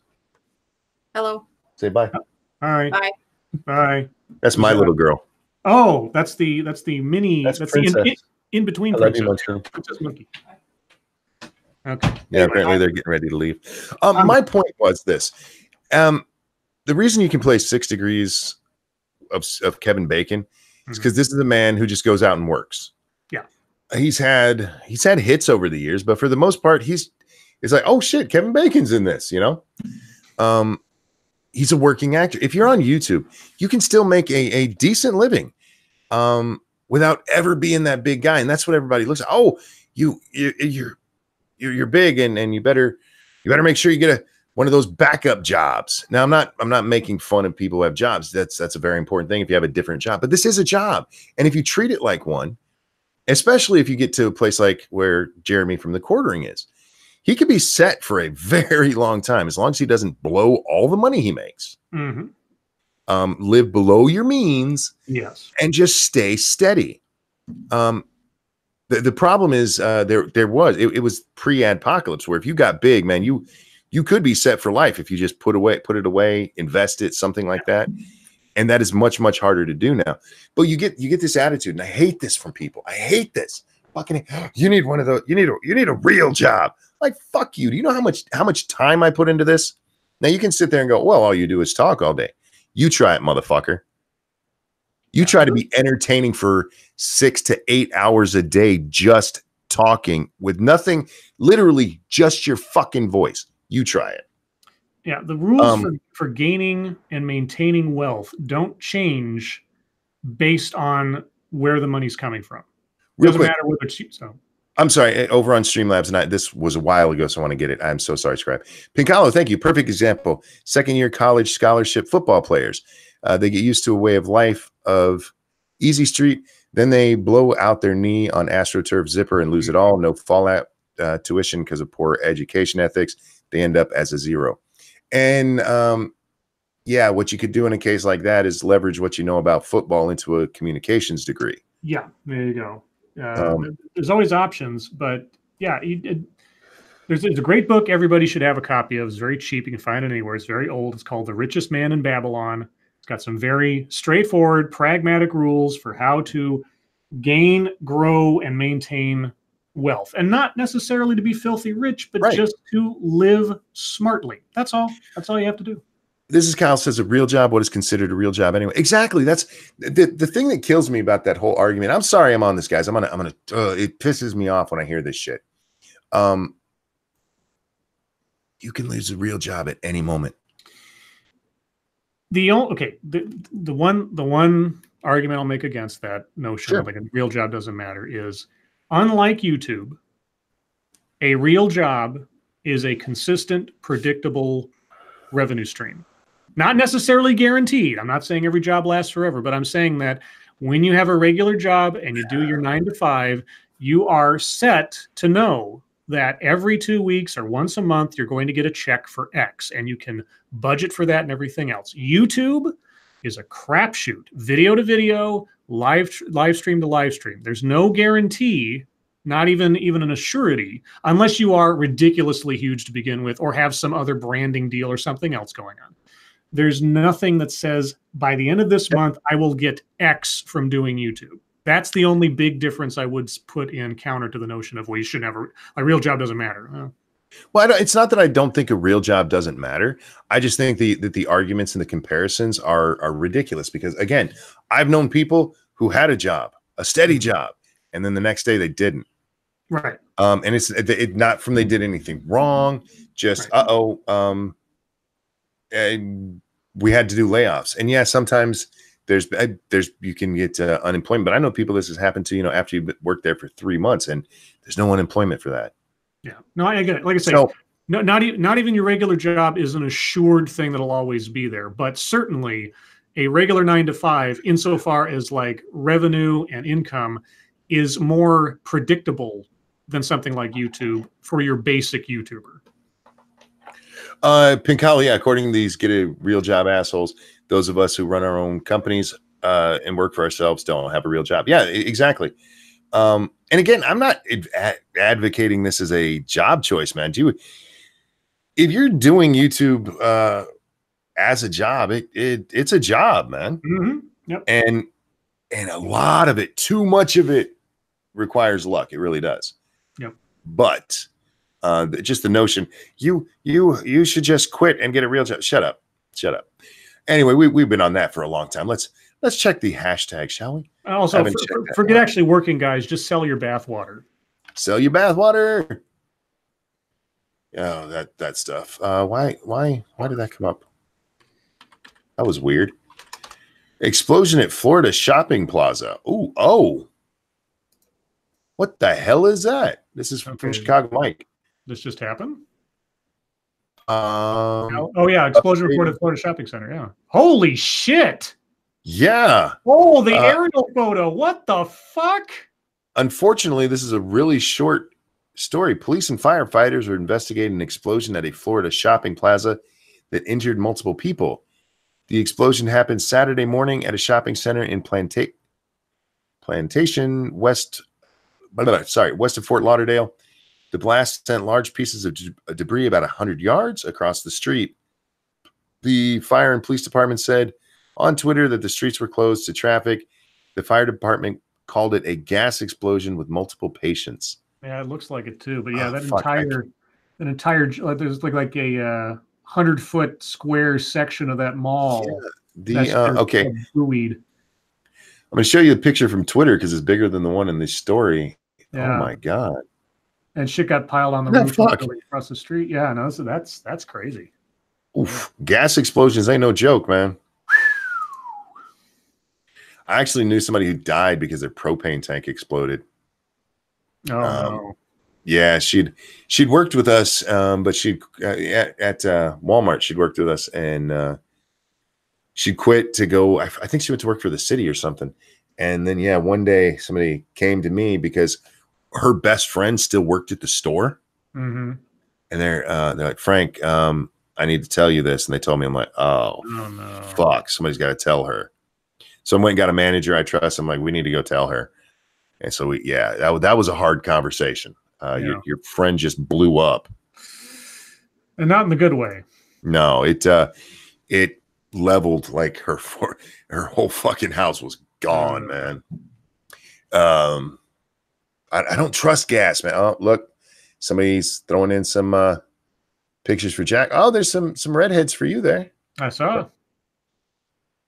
Full metal Joker. That is not cool, man. That is not cool. You know what? Go sit in the corner. You know what you did. Pincalo said, "Where was this?" It was in Florida, in Fort Lauderdale. Man. Sorry, the Ass Crack team gets very enthusiastic, so we got to scroll for a while to find stories. Man, whew. And they do such a good job. Such a good job. Oh, yeah, I saw this one earlier. And who just sent this one in? This was W.R. Costin. Threats allegedly made against Shoe Swap. I think is how you say that. Movie theater staff prompts cancellation of anti-abortion film. Oh. Excuse me.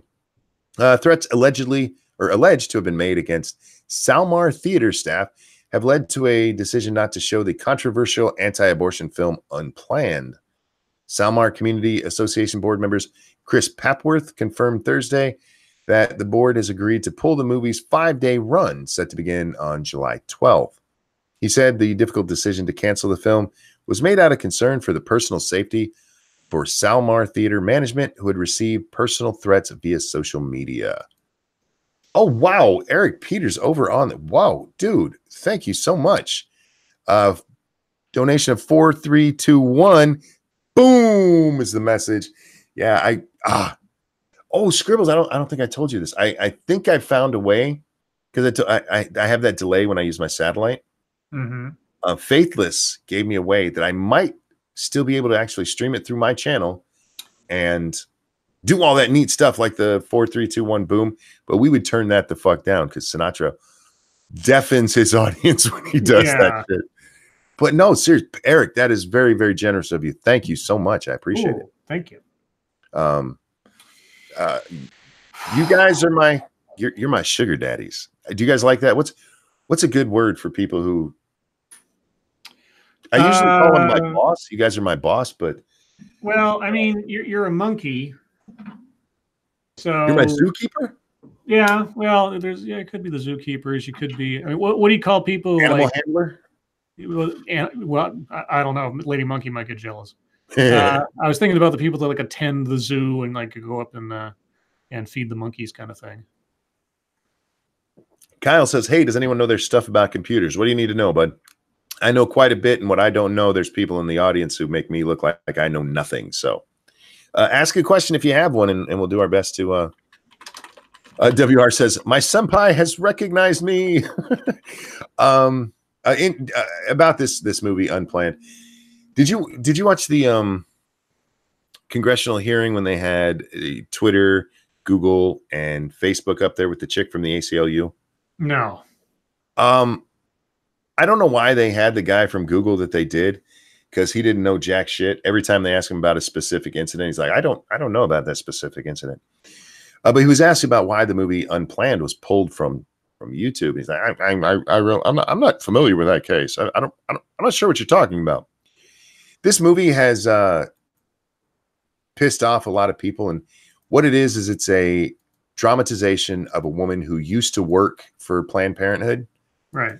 And it's her tale about how she went in there ideologically as I'm here to help women, and then she realized that this was a business. And whether you like it or not, that is true of Planned Parenthood. Whether you agree with them or not, they're a business. And I don't know how true this part of it is, but in the movie makes the claim that they were they had quotas on abortions that they had to hit. Okay. Again, like I said, I don't know if that part is true, but they did have.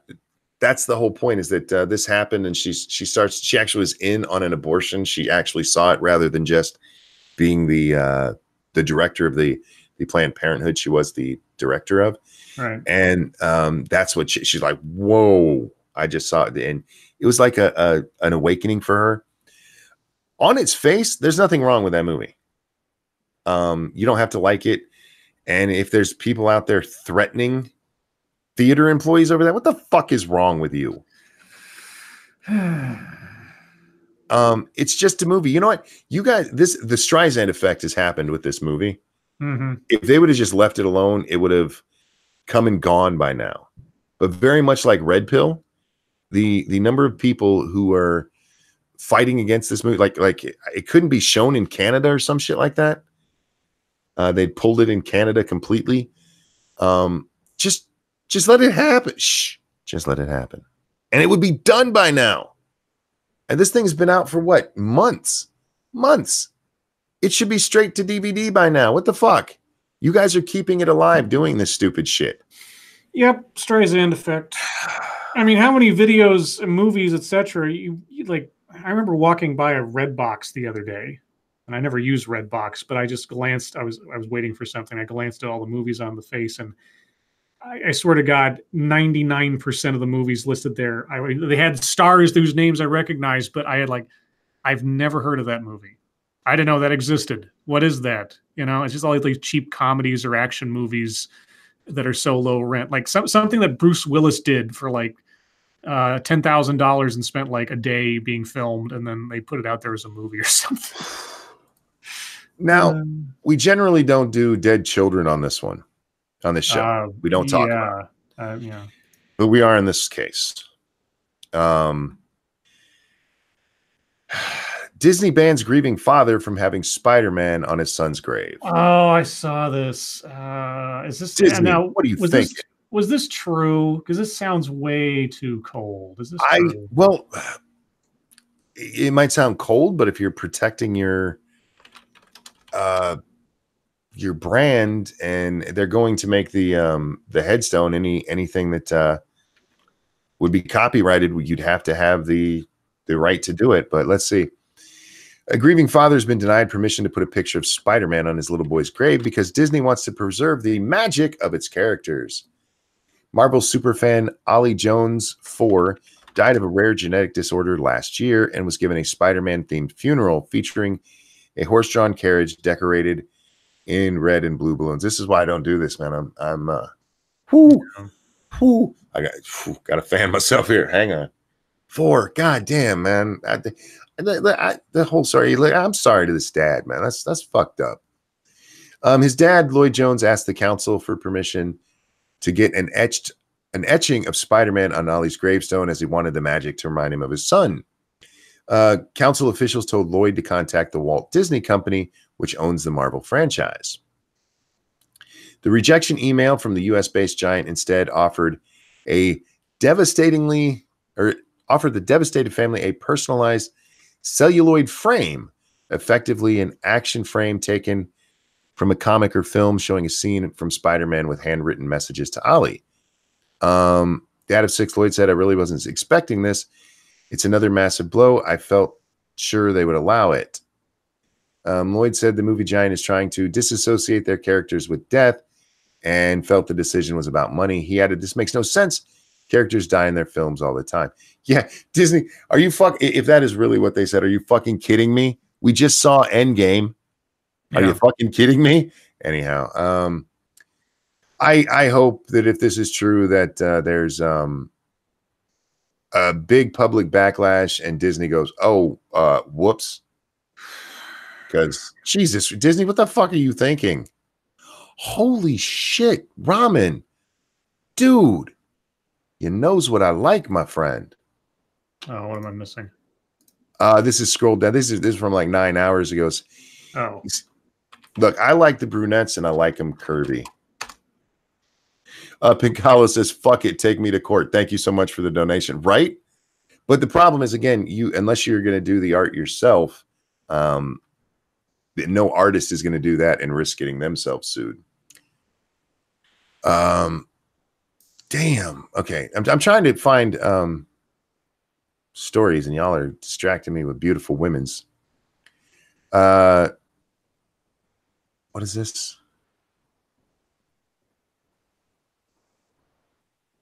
Norwegian woman Ayla, Ayla, I'm not sure how you say that. Ayla Christine developed an unusual skill, running and jumping like a horse because of her love of horses. Right, I saw this.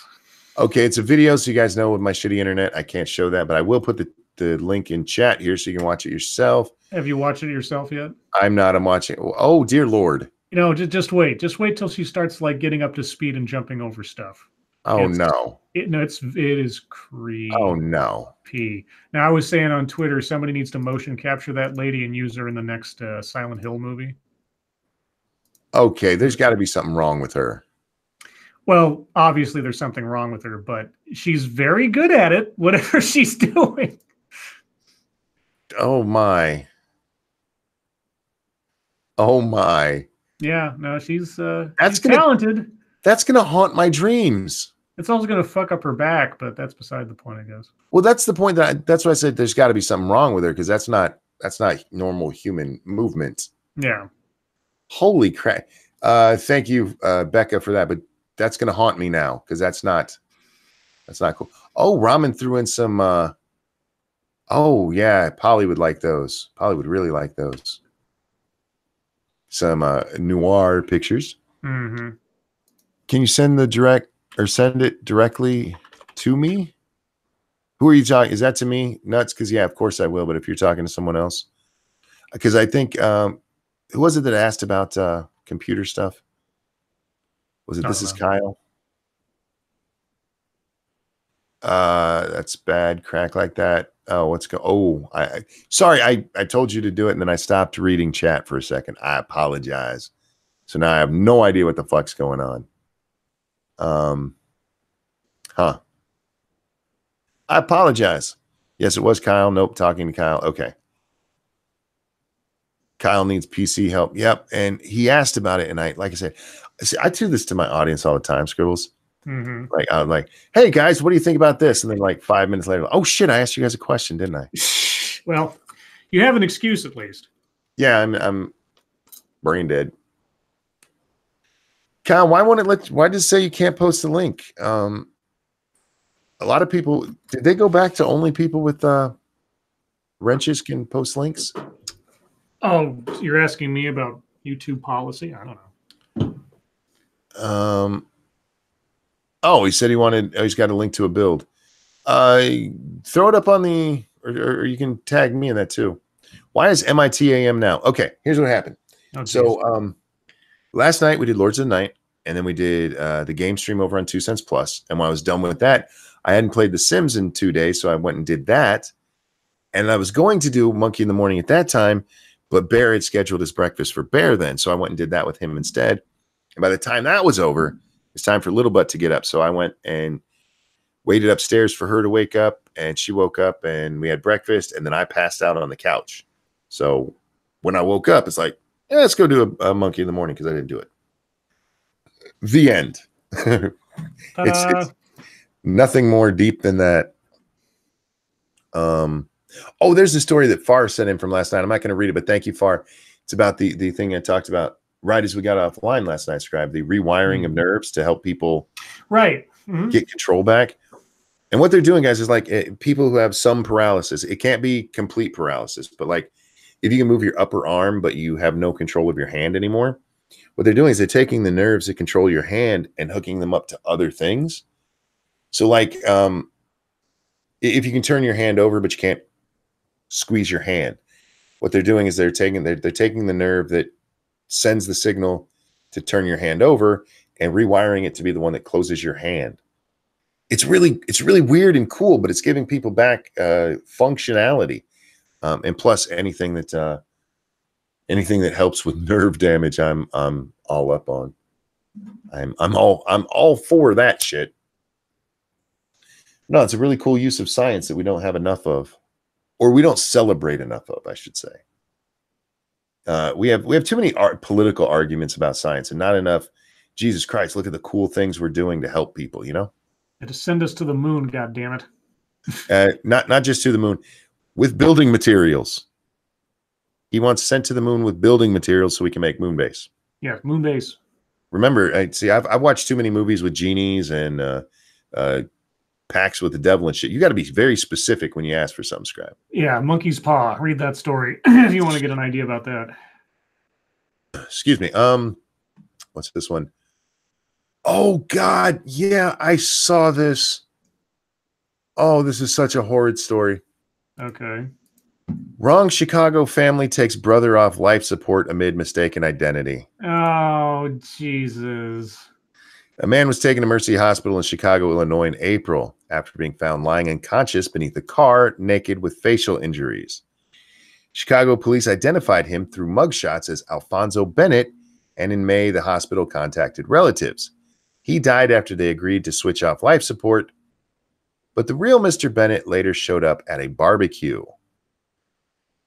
His family were arranging his funeral when Mr. Bennett appeared, having been away.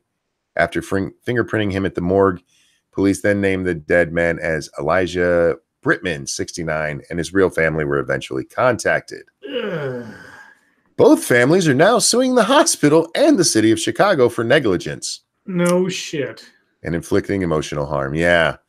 I mean, they probably would have taken him off life support anyway, but why didn't they do the fingerprint thing first? Why did they go off yeah, he kind of looks like this guy. Do they tell us the real age of Mr. Bennett? I don't know if they do in here. The guy who they thought died.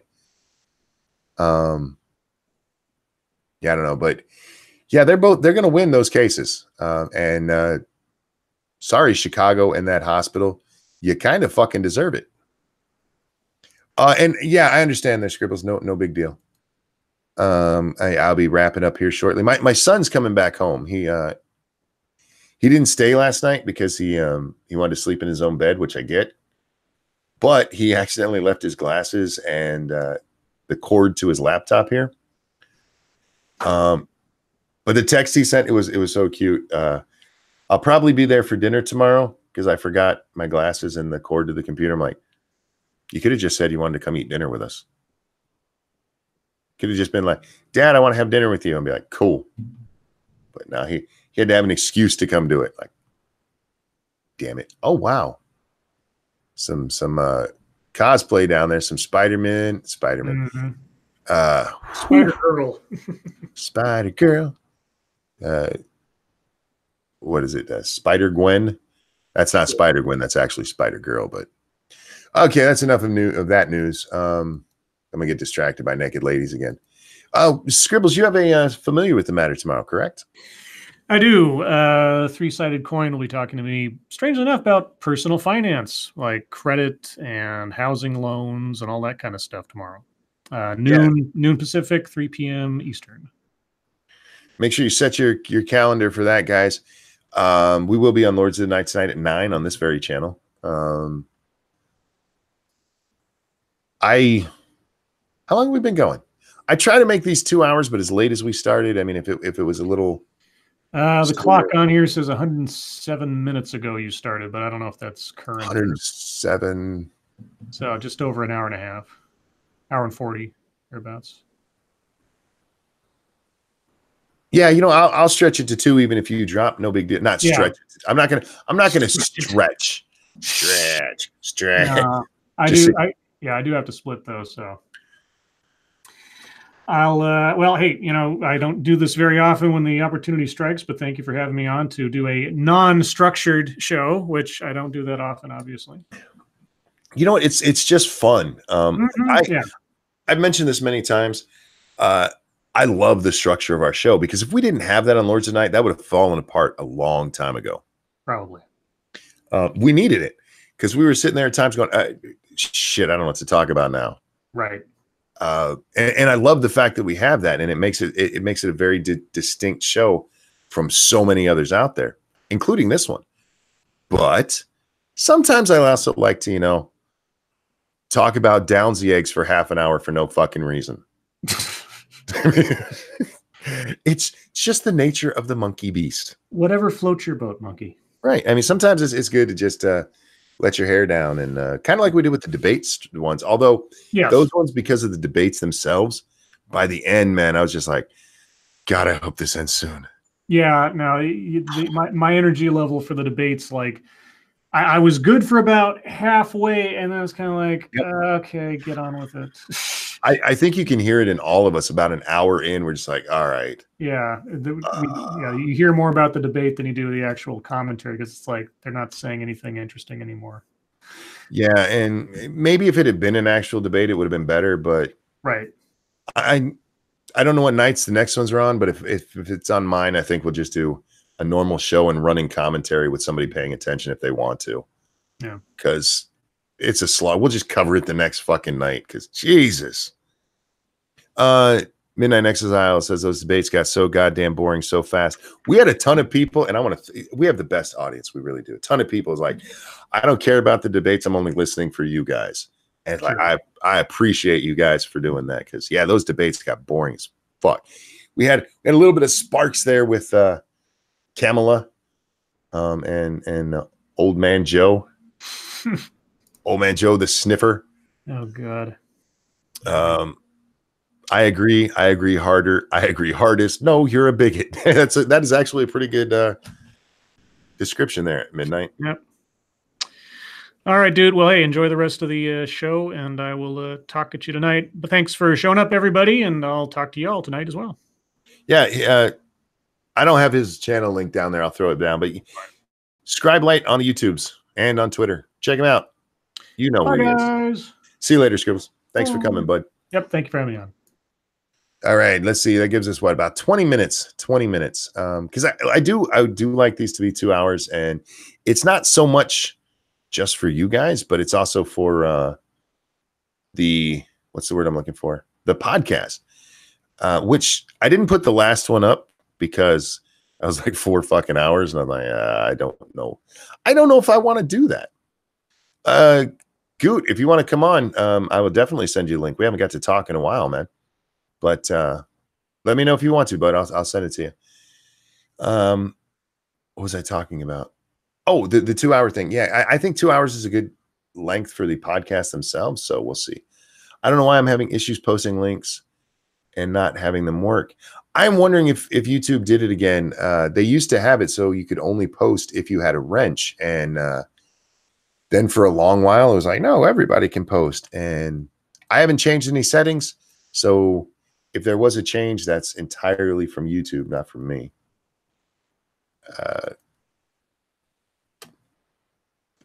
Here you go. Kyle, go ahead and post the link you needed to. And there you go, guys. And please don't ask for wrenches. Notice those guys didn't. I don't do it on that basis. There we go. Kyle just posted one. I don't see it. But that would be about his computer thing. So yeah, let's try to get him some help with that. Don't forget the show here is sponsored by you guys. So if you can, and I know when we say that, it sounds like money. If you can donate money, great. However, if you could just shill the stream or like the stream, those things help tremendously. And don't forget to go follow me on the game, follow me, subscribe, whatever the hell it is on YouTube. Over to my gaming channel, Ranting Monkey Games, which is listed down below. What do we got? I'm gonna steal P Dog's shtick here and see what's trending on YouTube or not on YouTube, on Twitter. I haven't done that today. Normally I do that before I start, and often our conversation pieces start from that. But I was so late today. It's like I need to just get this fucker started. Let's see. Why is Sonic and Tails trending? Catterday. Yeah, there's nothing trending that I give a shit about. Except the demand free speech thing. That's the rally going on in DC that we had talked about a little bit earlier. I'm just wondering if we've had any. Have we had any altercations? Did somebody try to light an American flag on fire and couldn't get it done? Oh yeah, he did. And there's people filming him. He just can't get it lit. Good job, hero. Thank you, the Caps and Dogs. I won't ask for a wrench, but I won't turn down a 3/8 drive 10mm socket. I see what you did there. That's a tool joke, y'all. If you need more help, I went. Oh, sorry. That's about the. Where's Kyle's link? I want to take a look at that. There it is. This is the one computer you're looking at. Where are we at? PC part picker. Okay. Memory, 16 gigs. Nice. AMD processors are great and tend to be cheaper than Intel, but depends entirely on what you want to do with it. Where's the one I'm looking for? Video card. Yeah, that's actually very close to the video card I use. Gutenberg, my friend. Hey. How you been, man?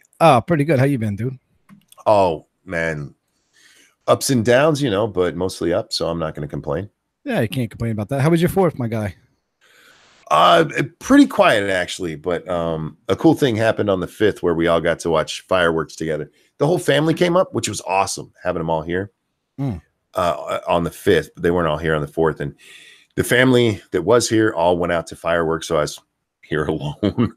So sad, but because my whole traveling thing can't do it very much. But it was really cool because on the 5th, nobody was expecting it. One of the local places that does fireworks, they actually do it as a incentive for their employees. If they hit certain goals, they do great fireworks shows for them. And I just happen to live close enough that we can watch it sitting on our deck when they do it. And they've done it like the last 6 years in a row, but we don't actually plan for it. Because again, I don't know what their business is doing each year. But yeah, it turned out really cool. So the whole family, we got to go up there, and even I snuck away from the stream last night to watch for a couple minutes.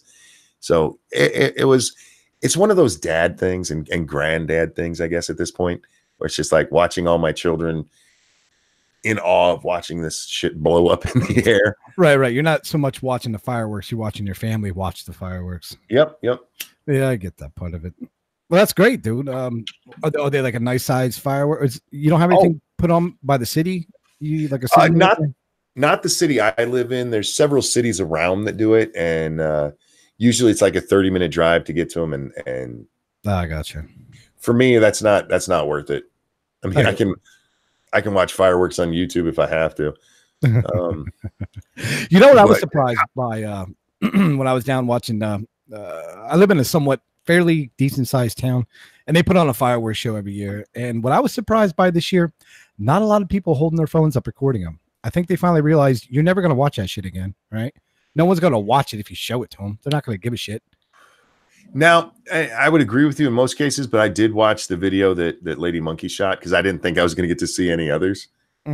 But you're right. I've done that before, and I don't think I've ever watched it. Right. I was so aware of like, all right, I want to turn around. There's probably a few thousand people where I was sitting. And I looked around.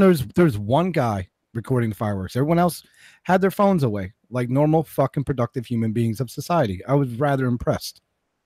So did you have a good 4th then? Yeah, man. Fucking got hammered. Fucking annihilated. Of course you did. Annihilated. It was great though. Where I live, river lots are a big thing. Think of them like think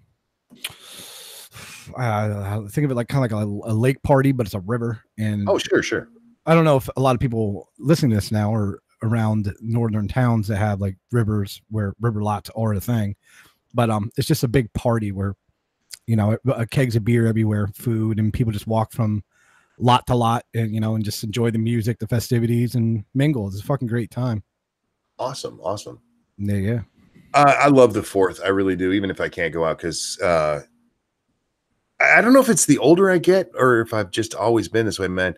When it comes time to love America, dude, somebody just had, I don't remember if it was on our stream. It was a stream somewhere, and they did a super chat, and they just did a little portion of the Declaration, and just that little portion being read, man, goosebumps. I'm like, Fuck yeah, America, bitch.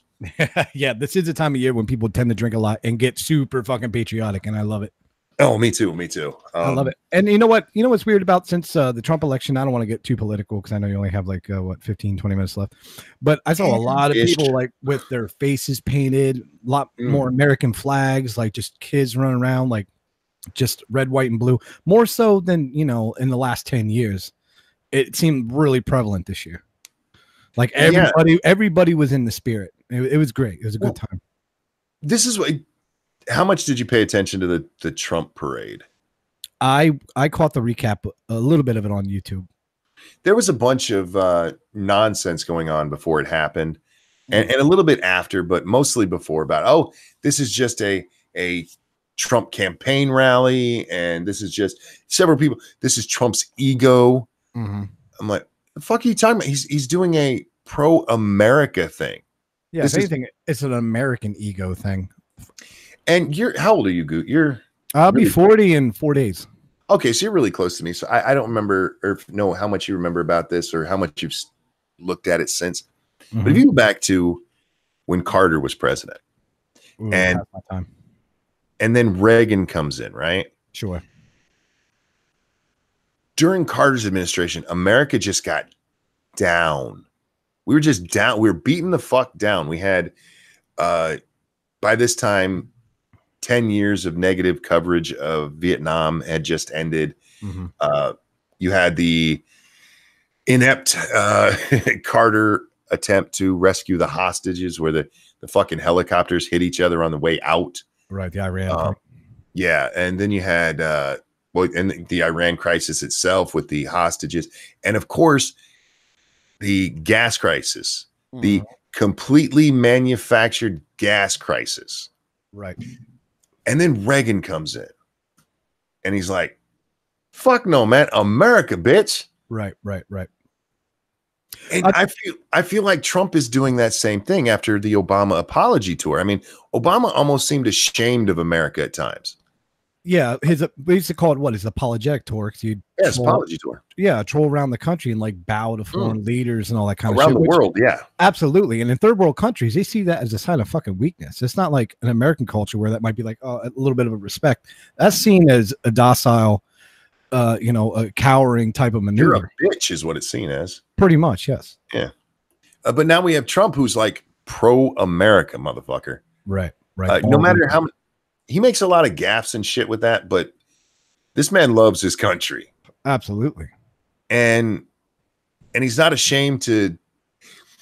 We don't need to project our power everywhere, but we shouldn't be ashamed of it. Yes. You know? Right. I mean, we've made a lot of mistakes in the world. Sure. I mean, don't get me wrong, but come on. It's America. The world is America. Is it not? I had this talk with one of my buddies. I asked him to name a foreign film that he enjoyed in the last 10 years. Or a foreign song. The closest thing he could come up with, Monkey, Gangnam Style. That is the closest thing. and he's like, I didn't even want to say that. That was just the only thing that popped into my head. Well, that's what I was going to say. If you ask most people these days, I think you'd probably get an anime answer. Oh, God. Don't get me started on that. That's as close as they could get. Right. Unless you have one of those film nerds. Scribe. I really liked Apples and Wheat. Like, what the fuck is that? Nobody ever even heard of it. Yeah, no one gives a fuck. It's America or get the fuck out. As far as pop culture is concerned, but I mean, I love what Trump has done for that, right? For patriotism in the country. And no, we don't have to have blind patriotism. That's a bad thing. Absolutely. But there's nothing wrong with being proud of who we fucking are and what we have done right. No, there is nothing. You're absolutely correct. There's nothing wrong with the contributions that we gave to the world. I mean, we stopped the Nazis. We fucking hold on, I'm drawing a blank here. But we did a whole bunch of other cool shit. Yes. Right? undeniably cool. We tell the British to fuck off when they're at the height of their power. I mean, come on. Fucking America. Ranting Monkey's idea for a foreign film, Apples and Wheat. Come on, tell me that wouldn't be something they would make. They would show up at a fucking film festival and they'd all go, that was so good. Like, what was it about? We have no fucking idea. We read the subtitles, but couldn't understand. Oh my God. It's a bunch of gay cowboys eating pudding, as Cartman said. Yeah, because nobody gives a fuck about that shit. People pretend to, and I know you're like, I don't pretend. I'm pretentious. Shut up. I don't care. Most of the world does not give a fuck. They want America. You know why? Because we're good. We are good. We're the best. And there's nothing wrong with projecting that. Not at all. Project away. Especially to your own people. Absolutely. This idea that patriotism itself is bad needs to go away. You got to play to the hometown crowd, right? Right. Blind patriotism. That's where it's bad. Neocons. Ding, ding, ding, ding. We have a winner. Well, that's actually like a false patriotism. I mean, if you would ask me. Yeah, these are just, for the most part, people like Bill Kristol, right, who got pissed off because Trump didn't bomb Iran over it. Now, look, my whole take on the shooting down of our drone is if they do it again, we slap them. But the first time, I'm like, okay, look, you get a warning, motherfucker. You didn't kill any of our people. Nobody died. You blew up some of our shit. You do it one more time. One more time. See what happens. What would you propose we do though, if we do something?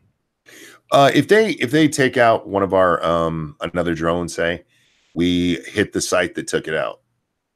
Okay, so drop some Moabs on like some radio towers or something. Yeah. All right. Seems fair. Yeah, and we're not gonna.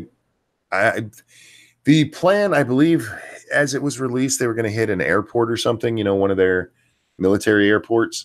I don't think we need to go that far, because if we just a little show of power and knock out the anti-aircraft or whatever battery it was that did it, they're not going to come up in the air against the U.S. Air Force.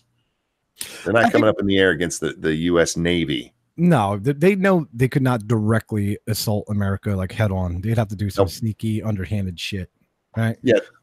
The only real worry there is if they decide, okay, well, we're going to take it out on Israel or take it out on. There's a number of sites in Europe that they get the most likely target being Israel. But again, they're not going to do that because they know we would kick the fucking shit out of them. Right. Now, you know, I'm not the smartest man on geopolitical politics, but don't they have nukes, right? Yes, they do. Okay. So, and as far as we know, Iran does not have nuclear capabilities, although we're probably pretty sure at this point they have something, maybe not a hydrogen bomb, but at least an atom bomb. Cause that's just like what, 70 years old. They are that kind of technology. They are, at the very least, they could make a dirty bomb. We don't know if they have the ability to manufacture the actual a nuclear missile, right? And that's another. Fucking Israel's already warned them: do not touch us. We will fuck you up. Right. So, like I said, we don't have to kill people. I mean, one or two may die hitting that battery, but the whole thing was. Trump asked how many people die if we do this. And the estimate was 150. 150 people over a fucking drone. It's kind of like when you're in a bar fight, right?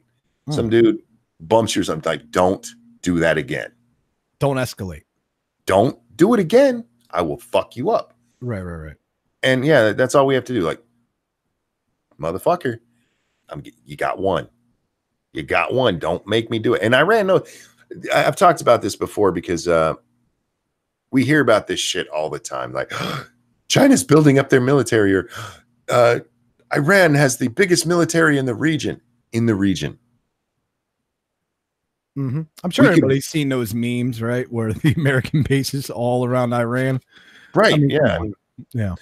Frosted Glass, thank you. He says, send Iran herds of goats with AIDS. Problem solved. Iran is, I don't think a lot of people know this, but Iran is fairly modern. Uh-oh. Yeah. Domestic disturbance. I was talking to Lady Monkey. She just poked her head in to tell me she was going to the store, and I want to go with her. So we'll be wrapping this up here real short. Can you give me like 10, 15 minutes? That sounds perfectly fine. Mwah. Love you, baby. Sorry about that. Anyway, you were saying.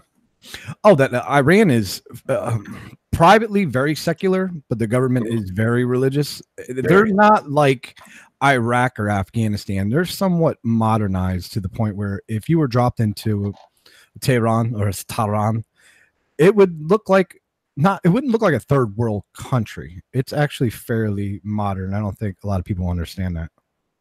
I actually know a little bit about Tehran because I met a couple of foreign exchange students a while back and ended up dating one. She's fairly cute. And by the way, you can't call them Middle Eastern. They prefer to be called Persians. Oh yeah, they are. They're the Persians. Yeah. They don't want to be. If you call them Middle Eastern, they get fucking pissed. And they are fairly Caucasian looking. Just a little tidbit in there. Yeah. My point there was that the news likes to present it like if we ended up going to war with Iran, it would be this horrible thing. We wouldn't even have to go in. Mm-hmm. Cruise missiles, some strategic bombings from our planes, and they'd be screwed. Right. They'd be landlocked. Absolutely. We George Senior that bitch. Just roll up in tanks till he surrendered. I'm sure. So that's not something I'm looking for. But I mean, if it did escalate to that, I'm like, don't even send our guys over. Just fuck them up, and we could do it within minutes. And by the time they realized it was happening, it'd be over. Right.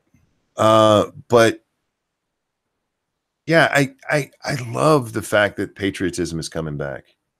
I do too. I fucking love it. But you were right about blind patriotism. Yeah. Don't follow a fucking asshole to the ends of the earth because that's blind patriotism. But there's nothing wrong with loving the country and loving, what your forefathers have put forth for you and bled and died and all that fucking good stuff that America is founded on. Nothing wrong with that. The scientific, the internet, for fuck's sake. Mm-hmm. You're welcome, world. The moon landing. All of the stuff that has come from NASA, man. You like Velcro? You're welcome, motherfucker. To be fair, some of that was the Germans, but I mean, come on, who's counting? Well, we brought them here and made them Americans. Oh, I'm sure that happened. Well, that's actually one of the great things about America, and I talk about this a lot, is that we do. I mean, you can point to the signs. Well, he was German, like he used to be. Yeah, they're scientists. We bring them in. Absolutely. Like, everybody come here. Let's take the best of everyone. Mm-hmm. And that's what makes us great, man. Oh man, you're gonna get me all America. Fuck yeah. I do. I love me some America, man. I mean, how could you not love you some America? That's the question. Well, the problem right now is the people who are professing that they don't. It's not that they don't like America. It's they don't like Donald Trump got elected. Right. But do you think the problem? But do you even think, like, I guess we would talk about like the fringe left part of it. I don't think they'd be cheering for America even if fucking Hillary Clinton won. You know what I mean? I don't think they'd be cheering America, but I don't think they would be as down on it as they've been. Right. As we saw this 4th of July, like Joss Whedon. Do you know who Joss Whedon is? The director. I've heard the name. He directed. I think, did he do one of the Avenger films? I know he's within the DC films. But he created Buffy and Buffy the Vampire Slayer. Yeah. Oh, okay. What's the space western, guys? Help me out. I'm drawing a blank. Serenity was the movie. Space Jam. No. Fuck. It starts with an F. Attack from Mars. Or my chat is about to light up. Firefly. Thank you. Firefly. Never seen it. You've never seen Firefly? Uh-uh. Oh, dude, you got to watch it. Firefly was excellent. Firefly was fucking excellent. Don't watch Serenity, the movie that was based on Firefly, because it sucked ass. Gotcha. But Firefly was only eight episodes, I think, before it got canceled. But it was fucking amazing, man. Fucking amazing. Is that on Netflix or where can I be? I don't know if it's still on Netflix. Shout it out where it can be found, because I might try to delve in that later. I just finished Stranger Things season 3. I still haven't watched Stranger Things. Oh, it's pretty good. It's. You want to talk about America? I told you my chat would light up. I know, right? I've never even heard of Firefly before. It's a great show. Great show. Oh, but real quick, before you get on to Stranger Things, the reason I brought up Joss Whedon is he, for the 4th of July, he wrote this whole thing about how horrible the country is. Oh. Like, go fuck yourself, dude. And yes, the Firefly theme was excellent backscan. Okay, so you just finished watching Stranger Things 3. Oh yeah, and I was gonna say, if you like that nostalgic '80s type Reagan era of like kids discovering who they are, Goonies type feel, Stranger Things is probably the closest thing you ever come to. It has the Goonies fucking feel all over again. Random says there were actually 13 episodes. Okay, fair enough. Like it's been a while since I've watched the series. He said, and the movie did not suck. Bullshit. They retconned some shit and they wrapped it up in a stupid fucking way. It was horrible. It was bad. Go sit in the corner. Whoa. You're wrong. You're wrong. And somebody said that he also made Angel. Yeah, Angel was a spinoff of Buffy, which wasn't really a good show until the last season when they ended up canceling it. I'm still stuck on Blossom, but I've never seen that since it was on TV. I can sing the theme song for you if you'd like, but I'm okay. Okay, better on the better things. I've never watched one episode of Buffy the Vampire Slayer. I remember it was popular when I was a teen or some shit like that. I was in the hospital. Was that when I had pneumonia? I can't remember. I was in the hospital for some reason, or maybe we were at a hotel. For some reason, I was somewhere and I had to watch cable if I wanted to be entertained. Mm-hmm. And I was flipping through and I caught an episode of Buffy. It was the first season. It was season 5, episode 1. And I sat there watching like, this is a really fucking good show. So immediately I went out and bought the first season, and it's campy. There's a lot of teen angst kind of stuff in it, but they don't overdo it. Okay. But it's an excellent show. And the end of season 2 will break your fucking heart, man. Oh my God. Buffy? Yeah. Mm-hmm. Joss Whedon, I used to, until he got away from Buffy, I used to say he was Shakespearean the way he writes. And people would laugh at me. I'm like, no, you got to watch his shit to see it. And what I should have said is you have to watch Buffy. And while he wrote Buffy, it was very Shakespearean because he had this theory, and you see this in Shakespeare, that anytime a character gets happy, something bad's about to happen. Oh, that's a bit nihilistic. Well, not really, because it's always justified. Okay. It's not like the end of Hamlet where they just kill everybody to kill everybody. But so it's not a Tarantino movie. It's not a Tarantino movie. No. Okay. Real quick, Demon Man's birthday. Demon Man, this one's for you. Uh-oh. And a 1 and a 2. I don't know. Happy birthday to you. Happy birthday to you. Happy birthday, dear Demon Man. Happy birthday to you. But I hope you have a wonderful birthday. I hope your birthday is much better than my singing. I second that. Joss Whedon got broken while making Avengers 2. He was a feminist anyway. The end of Buffy, I tell people watch Buffy up through the end of season 5. Season 6 is okay, and season 7 fucking sucked. How many seasons are there? 7. I don't know if I can devote that kind of time. Watch the first season. It's actually a half season because it was a replacement show. All right. And then I really do suggest watching season 2 because the end of season 2. Oh my God. It is just like oh yeah, I don't know. What just happened there? I don't think I'm sold. I'm not sold on Buffy. I there's something deep down inside of me that just I'm not gonna allow myself to do it. Did you watch the movie? The movie? What? Yeah. I didn't know there was a movie. No. Oh yeah, there was a movie made long before I don't know how long, but many years before the TV show came out, and it was done as kind of a joke. Mm-hmm. It was a very tongue-in-cheek, goofy movie. The series plays it straight, man. There's a humorous elements to it, but for the most part, it's done as a straight thing. This girl is tasked with saving the world from vampires, with the idea that one day she's going to die, because that's what happens when one Slayer dies, another comes up. I would have to suspend all beliefs that I have that a woman can actually save the world. I don't think She gets special powers. That's what makes it possible. Yeah, I'm not buying it. I'm telling you, it's worth it. At least the first two movies or the first two episodes or 2 seasons. The third season's okay. Fourth season was forgettable. Fifth season was good. The end of the fifth season, another one. Oh my God. And they should have left it there. Except season 6 gives us Once More with Feeling, which is one of the best shows ever made. And they also have a show called Hush. They do almost the entire show without talking. It's amazing. It's awesome. Yeah, they did some really neat stuff in that show. Anyway, let's get away from Buffy. All right, real quick before we move gay for a minute. Real quick before we move on about the Buffy question. Brian O'Connor in the chat says, how could you be almost 40 and have never even caught Buffy during its show run in the 90s? Sorry, dude. I mean, I was out trying to get some poontang in the 90s. I was not sitting at home watching ABC television.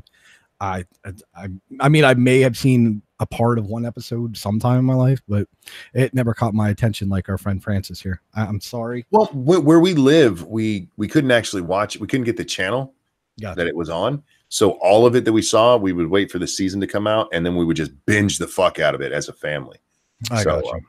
So you watched it like in perpetuity, like on, like consecutively. Well, yeah. As each one came out. So by the time we noticed the show, the first 3 seasons were out. Mm-hmm. So and I told the whole family, like, you guys will love this, and everybody did. So we sat down and we fucking binge watched the first 3 seasons, and then it was all about waiting till that next season comes out. All right. That was great. All right. Do you know what I just started watching that was fairly popular in the early 2000s? What's that? 24. Pretty good. I've never seen it. Yeah, I've heard it's great, but yeah. Well, I just got a Hulu account, and they have a whole bunch of television series going back, 20, 30 years. And I was like, oh, what's this 24? I heard a lot about it growing up. Never seen an episode. Pretty good. Well, I spend so much time doing this and getting ready for doing this. And I don't know if you know, I have a gaming channel now, guys. Remember, links down below. Please go subscribe. I'll watch a movie here and there, but I don't watch much TV because I don't want to get sucked in. Yeah, basically. You got to check out Stranger Things, though, dude. If you're nostalgic, like the Goonies, you wish the Goonies could have continued into some sort of series or something. Like Stranger Things would be the closest fix you would get for that kind of representation of television or movies back in the 80s. It's amazing. It's good. It's good to watch. It's not amazing, but I think Lindsay just called me immature. Fuck you, Lindsay. She said, well, not on purpose. I couldn't get into Buffy show. I found it annoying. Maybe my taste was a little too mature for my age back then. Oh, highfalutin. Isn't that? She just called me immature, didn't she? In a backhanded way, I believe that's what's happening right now. Damn, Lindsay, I love you, but holy shit. Let's see. The 24 South Park episode with the Snook was hilarious. That's I've seen that. Where they sneak a nuke into Hillary's crotch and into her twat. And then Cartman's trying to. It's great because Cartman's racism accidentally saves the day. Oh wow. Yeah. It's a great episode. It's just funny as shit. One of those ones that it's like, oh Christ, I can't believe they did that. Jack says, if she didn't, I will. You're immature. I know I'm immature. I have no problem with that. Man, we're getting attacked from the chat left and right here today. Well, they're not wrong. I mean, right. They're not wrong, but they're not on point. You know what I mean? Yeah, the game series I'm playing The Sims 3, and the whole point is the character I'm playing, he's knocking up the entire neighborhood because he doesn't have to deal with the children. Yeah, they go home with mom, and in many cases go home to mom and a stepdad now. I mean, it's great. Wow. Ebony Williams in the chat has a question for me. At Gutenberg, did I ask this already? Wings or ribs? I'll tell you why I don't like either. Too messy. Fair enough. Both are way too messy. I like boneless ribs. All right. I like boneless chicken. I'm a fan of that because I can eat it with a fork. But wings and ribs, too messy. I don't like eating with my hands. I just find that barbaric.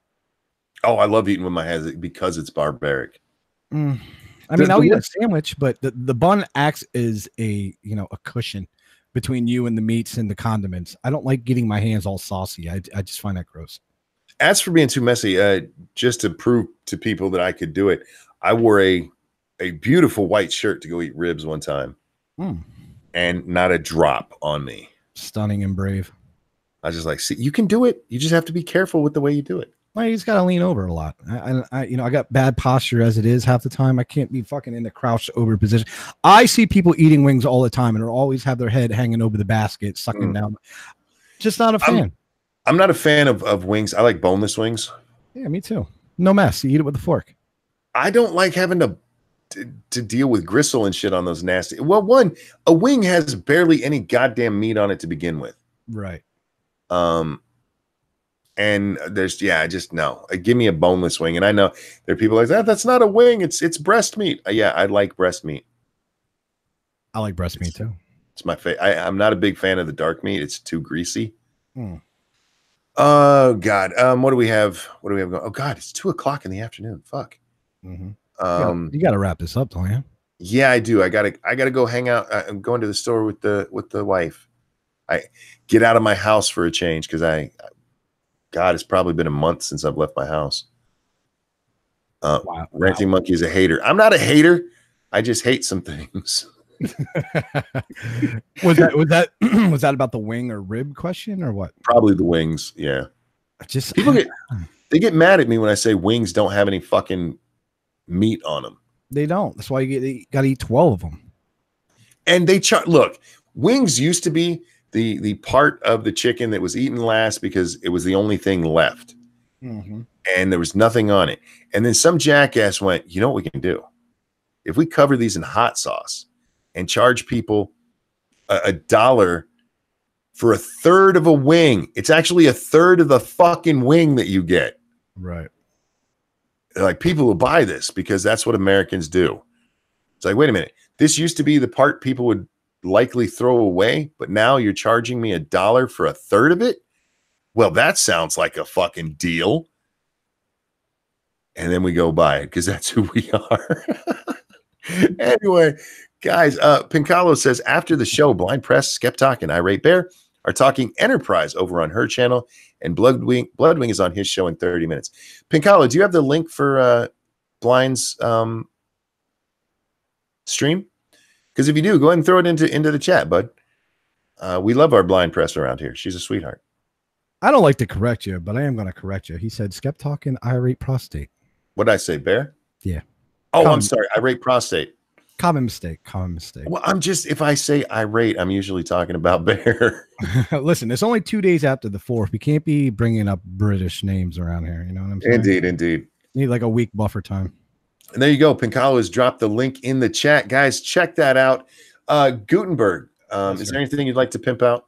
No, I'm lazy. All right, fair enough. Chat, guys, thank you so much for coming and hanging out with us today. Thank you for the donations. I cannot tell you how much I appreciate that. I'm going to go spend a little bit on ramen because I'm out of fucking ramen. How does this happen? But seriously, thank you so much for hanging out and donating to the channel.